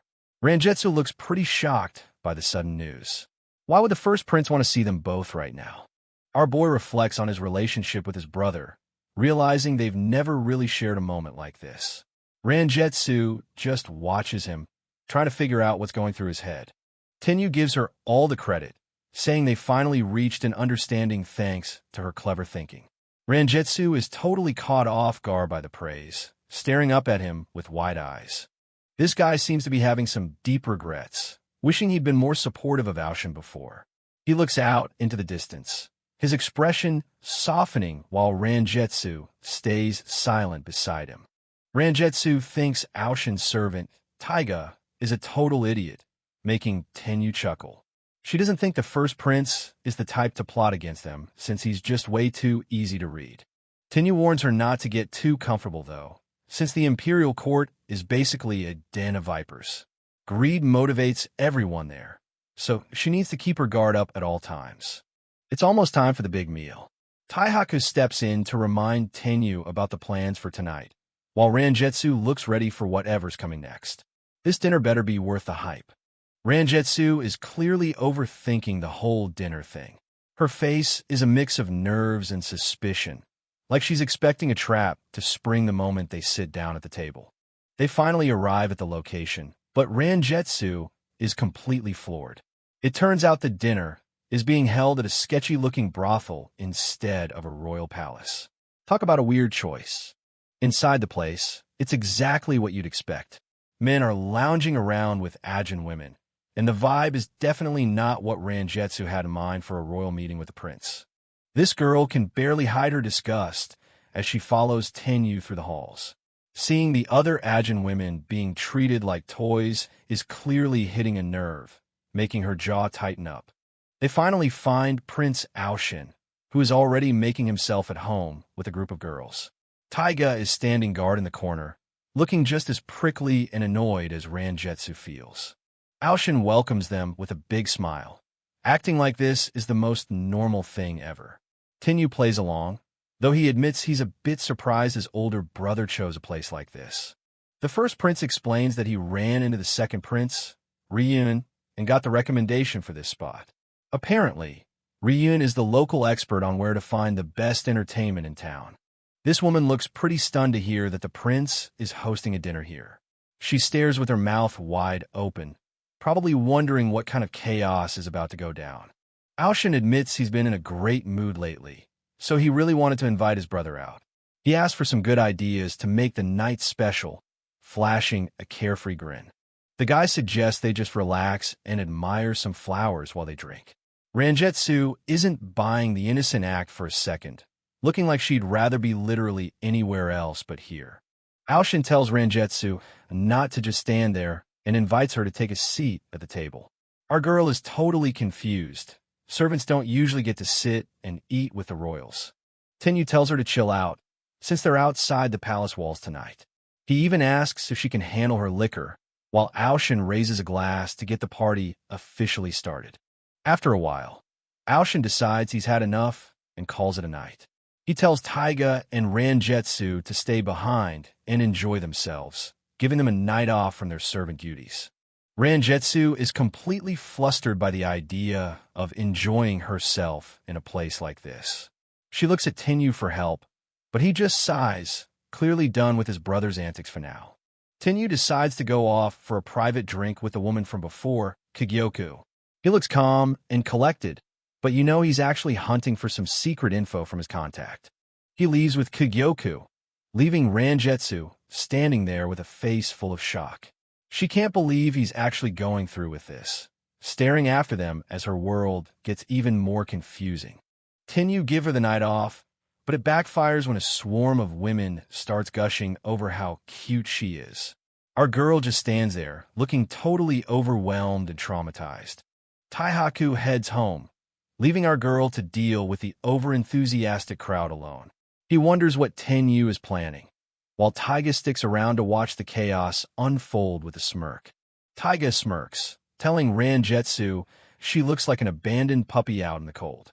She's not having it, immediately firing back that he's the real dog in this situation. This guy leans in, teasing our girl about it being her first time in a place like this. He jokes that they should find her a good woman to lighten the mood. Taiga won't stop, even suggesting an older woman could show her the ropes. Ranjetsu turns away with a massive blush, insisting she's totally fine on her own as she clatters off. Walking through the halls, Ranjetsu watches the Ajin women serving humans. Seeing her own kind treated like toys hits her hard, and she can't help but look away in pure disgust. Ranjetsu mutters to herself that Tenyu is a total fool for bringing her here. She stares up at the night sky, realizing the harsh reality of why a place like this exists. To the rest of the world, this is a playground, but Ranjetsu knows it's just a beautiful prison for Ajin women. Her eyes sharpen as she reflects on their tragic, trapped lives. Sitting alone on the roof, Ranjetsu curls into a ball, feeling the weight of everything. Her hand trembles as she tries to process the unfairness of the world they live in. A dark memory of an Ajin girl being harassed flashes through her mind. The look of terror on the girl's face is something Ranjetsu can never forget, fueling the fire inside. I hate this, she thinks, the frustration finally boiling over. Right as she's lost in her dark thoughts, someone taps her on the shoulder, snapping her back to the cold reality. Suddenly, there's a blur of motion as Ranjetsu lashes out. She's moving so fast it's just a whoosh of air before a heavy thud echoes across the quiet rooftop. Taiga ends up on the floor, coughing and wondering what the hell just happened. Ranjetsu just stands over him, looking totally done with his teasing and his presence in general. The two of them end up sitting on the roof together under the stars. Taiga tells her to relax, since she doesn't need to be a bodyguard for Tenyu tonight. Taiga tries to play nice, suggesting they grab a drink together up here. Ranjetsu just stares into the distance, coldly telling him she's not in the mood for any of that. Turns out she was lying, because next thing you know, our girl is chugging wine like there's no tomorrow. Taiga just watches, impressed and slightly terrified by her sudden thirst.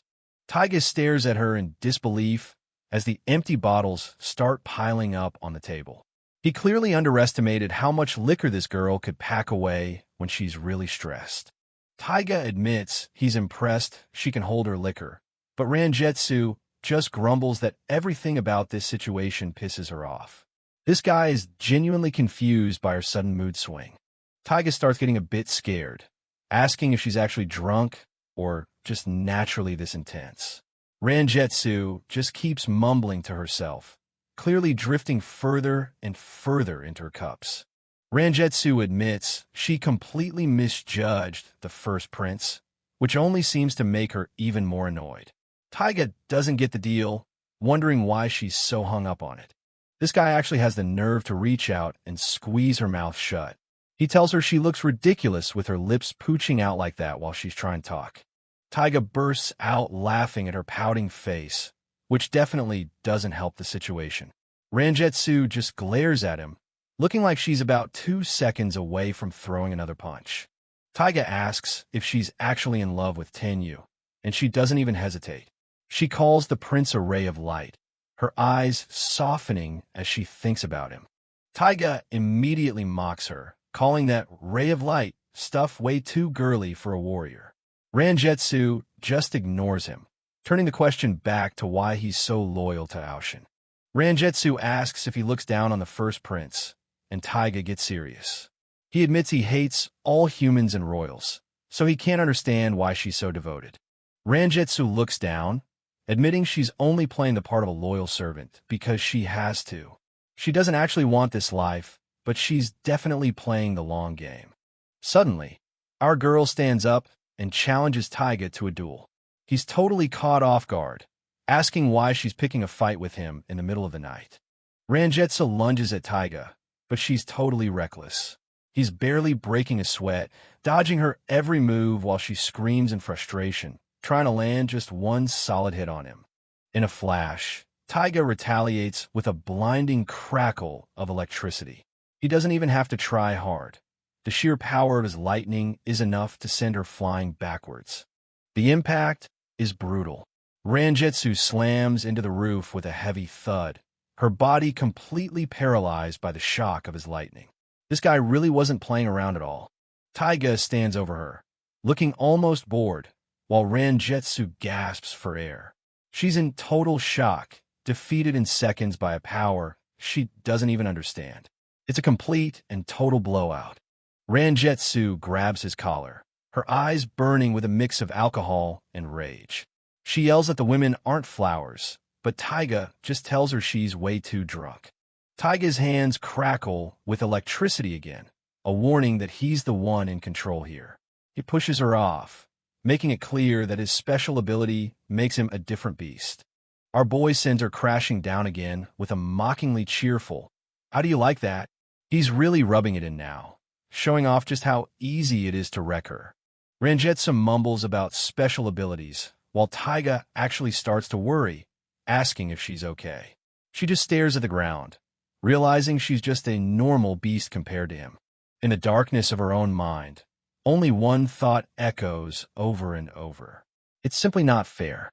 Why was she born without the powers that everyone else seems to have? The next morning, Ranjitsu is a total mess, wobbling around with the hangover from hell. Taiga has to steady her, clearly amused that she actually survived her own drinking binge. Ranjitsu's head is spinning, and she can't tell if she feels great or absolutely terrible. The world is a blurry mess, making it almost impossible for her to even walk straight. She knows this isn't good, especially since they're back at the palace now. She needs to get it together before anyone important sees her in this embarrassing, drunken state of mind. Tenyu suddenly appears, catching her completely off guard. He gives her a knowing look, teasing her about having a great time last night while she tries to act like nothing happened. They take a morning walk through the woods together, the air finally helping clear her head. Tenyu seems surprisingly relaxed about the whole thing, which only makes Ranjitsu feel guilty. Tenyu tells her to go get some rest and promises to see her later. He's being way too nice about this, leaving Ranjitsu standing there feeling like a total disappointment as usual. The moment he turns away, Ranjitsu face plants onto the floor with a heavy thud. Tenyu rushes back, panic written all over his face as he asks what's wrong with her this time.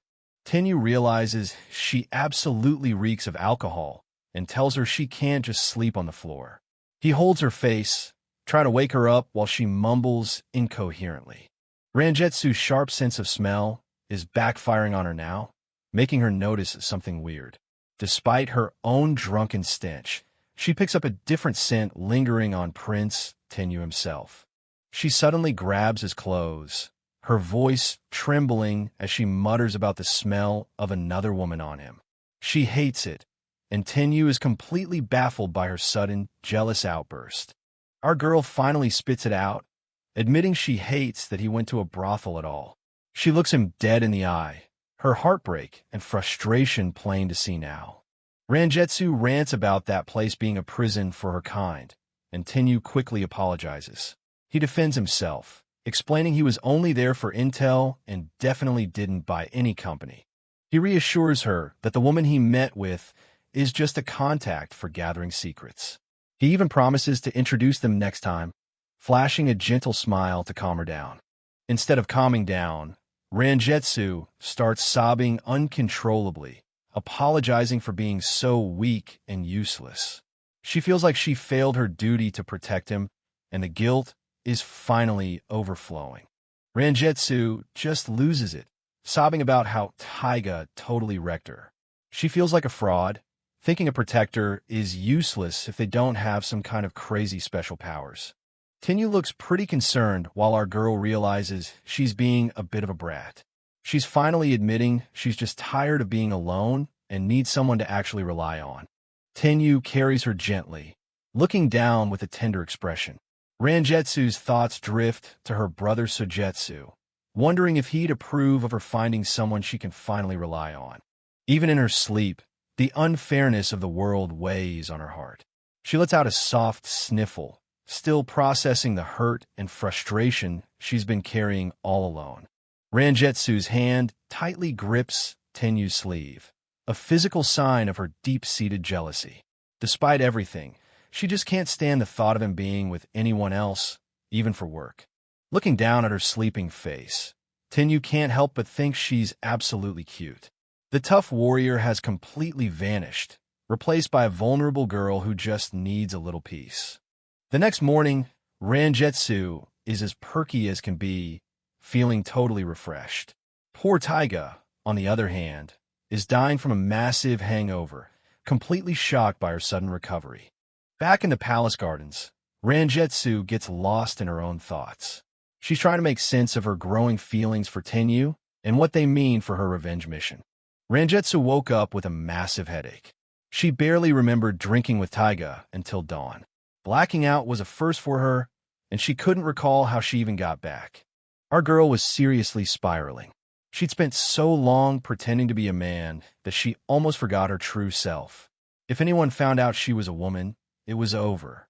Watching the other palace women, Rangetsu felt completely out of place. She didn't know how to be graceful. Every step she took was calculated to look bold and masculine. She practiced deepening her voice, making sure she sounded nothing like a girl.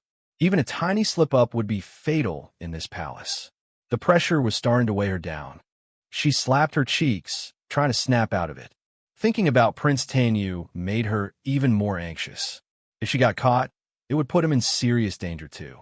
The memory of Taiga easily defeating her with his special ability stung. Rangetsu clenched her fist in frustration. Without any powers of her own, she felt like a total liability. While she was lost in her thoughts, Taihaku suddenly appeared. This guy was Tenyu's right-hand man and always seemed to show up at the worst times.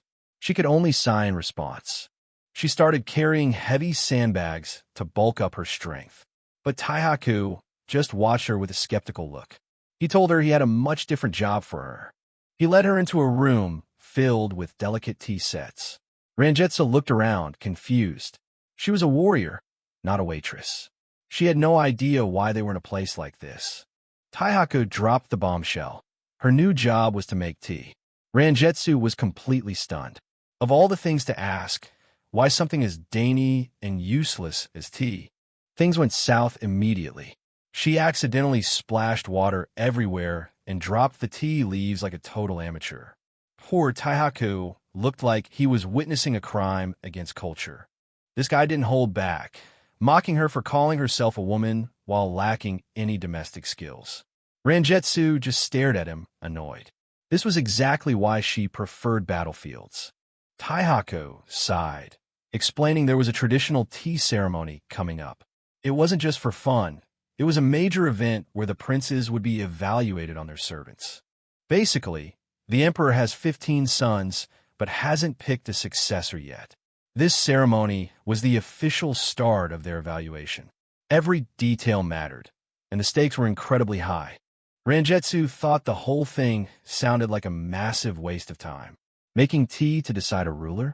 Taihaku told her to watch her mouth before she got them in trouble. He dropped some knowledge about the palace traditions. A great ruler is supposed to be represented by a great beast servant. If she failed, it would reflect poorly on Tenyu's own worthiness. She tried again, but the results were still tragic. Taihaku took one sip and looked like he wanted to pass out. He declared the tea absolutely horrible, leaving our girl feeling totally useless. If this worthless custom mattered to Prince Tenyu, she'd find a way to do it. She figured tea was just tea, no matter who made it. But Taihaku's glare said he clearly disagreed. The guy called her naive and promised to show her just how misguided she was. He wasn't going to let her embarrass the prince, even if it meant training her from the ground up. Suddenly, Someone poured the tea with incredible grace. The movements were fluid and perfect, like a master at work. Rangetsu watched in awe, seeing how it was actually supposed to be done. Plot twist, the master was Taiga. The same guy she fought earlier was actually a pro at this. He smirked as he finished the pour, looking effortlessly cool compared to our struggling girl. Taihaku tasted the tea and was impressed. He used the moment to poke fun at Rangetsu again, calling her a wild beast compared to someone as cultured as Taiga. Our girl was fuming. He explained that most servants have been training in the palace since they were kids. Even Aoshin's servant was more refined. Rangetsu was the only outsider, and it was starting to show. Taihaku warns her to practice like crazy because the ceremony is coming fast. He won't let her be a liability to the prince. Rangetsu finally realizes how much work she's got. This guy realizes the core problem. Our girl was raised on the battlefield where being wild meant survival, but here in the palace, that same energy is actually her biggest weakness. Taihaku looked at Rangetsu with a heavy gaze. He knew her wild, battlefield-born traits would actually be a major obstacle during a refined event like the palace tea ceremony. Rangetsu stared intensely at her reflection in the water. In the background, she accidentally shattered a cup, making Taihaku sigh. This whole palace etiquette thing was a nightmare. Prince Tenyu walked into the room, noticing Rangetsu's effort.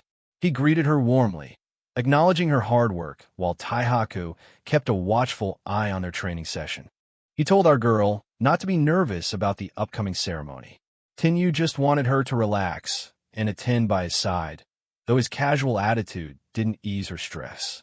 Taihaku immediately snapped at him for being too relaxed.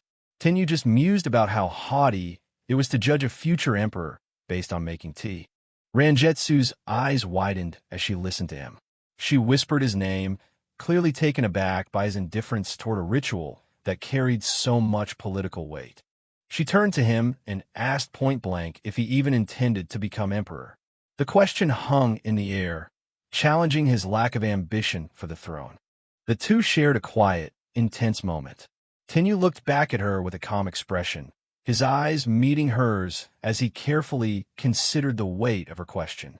Rangetsu's voice trembled as she asked if he still planned to change the world. She truly believed that was his goal, and his lack of drive worried her. Tenyu looked away, wondering if changing the world was something he could only do from the throne. He questioned if being emperor was the only way. Our boy's words left Rangetsu speechless. She stared at him, trying to process the idea that his dream might not be tied to the crown. Taihaku scoffed, calling him naive for thinking the world could be changed so easily. Amidst the tension, Rangetsu lost her focus and spilled tea again. Rangetsu snapped, asking if that was the extent of his determination. Taihaku roared at her to know her place, furious that a servant would dare to speak so boldly. She didn't back down, her gaze hardening. If this man was truly going to be the emperor she envisioned, he needed to show more than just a passing interest. Deep down, she had such high expectations for him. She had dreams of a better world under his rule, and seeing him hesitate made her feel a sharp sting. Rangetsu looked down, her resolve strengthening. She was so excited by his vision that she was even willing to give up her life to see his dream happen. She promised herself she would get it done. She'd make the most delicious tea possible to support him, begging him to stay true to the path. The scene shifted to the grand hall where the official tea ceremony took place. The royals sat in their places, ready to evaluate the princes through their servant's performance. Taihaku and Rangetsu stood before the high-ranking royals. The atmosphere was incredibly tense as they prepared to showcase the results of their training to the court. One of the princes took a sip of tea, closing his eyes to savor the flavor. The evaluators watched closely, judging every movement as the ceremony finally began.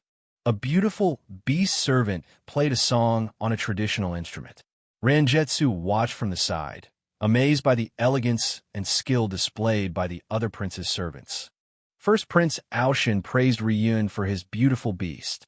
Ryun smirked, clearly satisfied with the performance, while our girl felt the pressure mounting on her shoulders. Ryun then turned toward Tenyu, announcing that his beast servant was up next. Rangetsu's expression went cold as she realized her moment of truth had finally arrived. Rangetsu stepped up to the table to begin the tea service. She'd spent so much time training for this, and she knew Tenyu was really counting on her to get perfect. But as she poured the hot water, our girl caught a weird, bitter scent. Her sharp nose didn't miss a thing, and she immediately knew that something was seriously off here. Rangetsu took a small sip, her eyes widening as the truth hit her. She realized with a shock that the tea leaves had been switched for something much more sinister. She looked at the leaves in the bowl, confirming her terrifying suspicion. They looked almost identical to the one she prepared, but the slight difference proved it was definitely poison. Prince Tenyu urged her to hurry up and serve the tea, completely unaware of the danger. Rangetsu broke into a cold sweat, knowing how bad the situation had actually become. Panic set in as she weighed her options. If she spoke up about the poison, Tenyu might be falsely accused of an assassination attempt. She couldn't serve it, yet she couldn't stop. The grand hall was silent as the royals waited. Tenyu looked at her, asking if there was a problem. Rangetsu felt like a failure for not noticing the trap sooner. Her heart hammered against her chest. Tenyu whispered her name, seeing the distress on her face. She had to make a choice right now to save his reputation and life. In a desperate move, Rangetsu gulped down the entire cup of tea herself. The surrounding servants watched in shock as our girl drained the poisoned liquid in front of everyone. Taiga stared at her, wondering what the heck she was doing. Rangetsu wiped her mouth, the poison already beginning to take effect as she struggled to keep her composure. She claimed the tea wasn't fit to serve, apologizing for her apparent failure. With a trembling hand, she prepared to remake the drink while hiding the excruciating pain burning inside. Rangetsu took all the blame, saying her carelessness reflected poorly on Prince Tenyu. She clattered the dishes, desperately trying to finish the new batch before her strength completely gave out. Tenyu stepped in, placing a hand on her shoulder and apologizing to the court. He explained that his beast servant was new to the palace, trying to smooth over the awkwardness. He whispered that while she appeared elegant, she was still a bit clumsy. The royals laughed, but Rangetsu could only stare at him in shock, her vision starting to blur. Once they were away from the ceremony, Tenyu's calm facade shattered. He called out her name in a panic, realizing something was seriously wrong with his loyal servant. He demanded to know if the tea was poisoned. Tenyu offered to fetch a doctor immediately, but Rangetsu grabbed his sleeve, telling him to wait and not make a scene. She insisted she was fine, claiming she was resistant to poison and would recover soon. Rangetsu felt terrible for not noticing the trap earlier, forcing her to drink it. When she mentioned his reputation, Tenyu lost it. He shouted, asking who cares about something like that compared to her life. Our girl looked down, her heart heavy with guilt. Rangetsu snapped back, arguing that his reputation was incredibly important. She couldn't understand how he could be so reckless with his future when she had sacrificed so much for it. The poison finally won, and she slumped to the ground. Tenyu rushed to her side, his voice full of worry as he realized just how much she had actually suffered. Tenyu held her as she gasped for air. Even while struggling, Rangetsu insisted she was fine, but her pale face and sweating brow told a much different, more dangerous story. She yelled at him to worry about the lives of all Ajin instead of just hers. She slapped his hand away, frustrated that he was prioritizing a single life over his mission. Tenyu went quiet, looking at her with an unreadable expression. Rangetsu stared back, her breathing heavy as the tension between their conflicting ideals reached a breaking point under the stars. He asked her to listen, admitting that he was still afraid of her getting hurt. Even though he needed her protection, he couldn't stand the thought of losing her. Tenyu looked her in the eye and confessed he didn't want to lose her like he lost Sojetsu. Rangetsu's heart nearly stopped hearing her brother's name from his lips. Tenyu swore he wasn't going to let another life be wasted like that. He hung his head, clearly still carrying the heavy guilt of everyone he had failed to save before. He told Rangetsu that if he couldn't even keep her safe, then none of his other goals actually mattered. This guy wasn't doubting her strength. He just wasn't willing to lose her. Tenyu looked at Rangetsu with a serious yet gentle expression. He made her promise to stay alive and remain by his side, no matter how dangerous their path became. He stared at her intensely, his voice dropping as he repeated the request. Tenyu was pleading with her to make a vow, showing just how much he truly valued her life. Rangetsu's eyes filled with tears as his sincere words hit home. She was speechless, touched by his genuine concern for her well-being over the political goals she had been focusing on. Internal thoughts swirled through her mind as she realized how unfair she had been to him. She had projected her own hopes and frustrations onto him, leading to her own disappointment. Rangetsu broke down, apologizing for her arrogance and realizing her own heart was actually the one that needed healing. Tenyu watched her, his expression soft as she finally let go.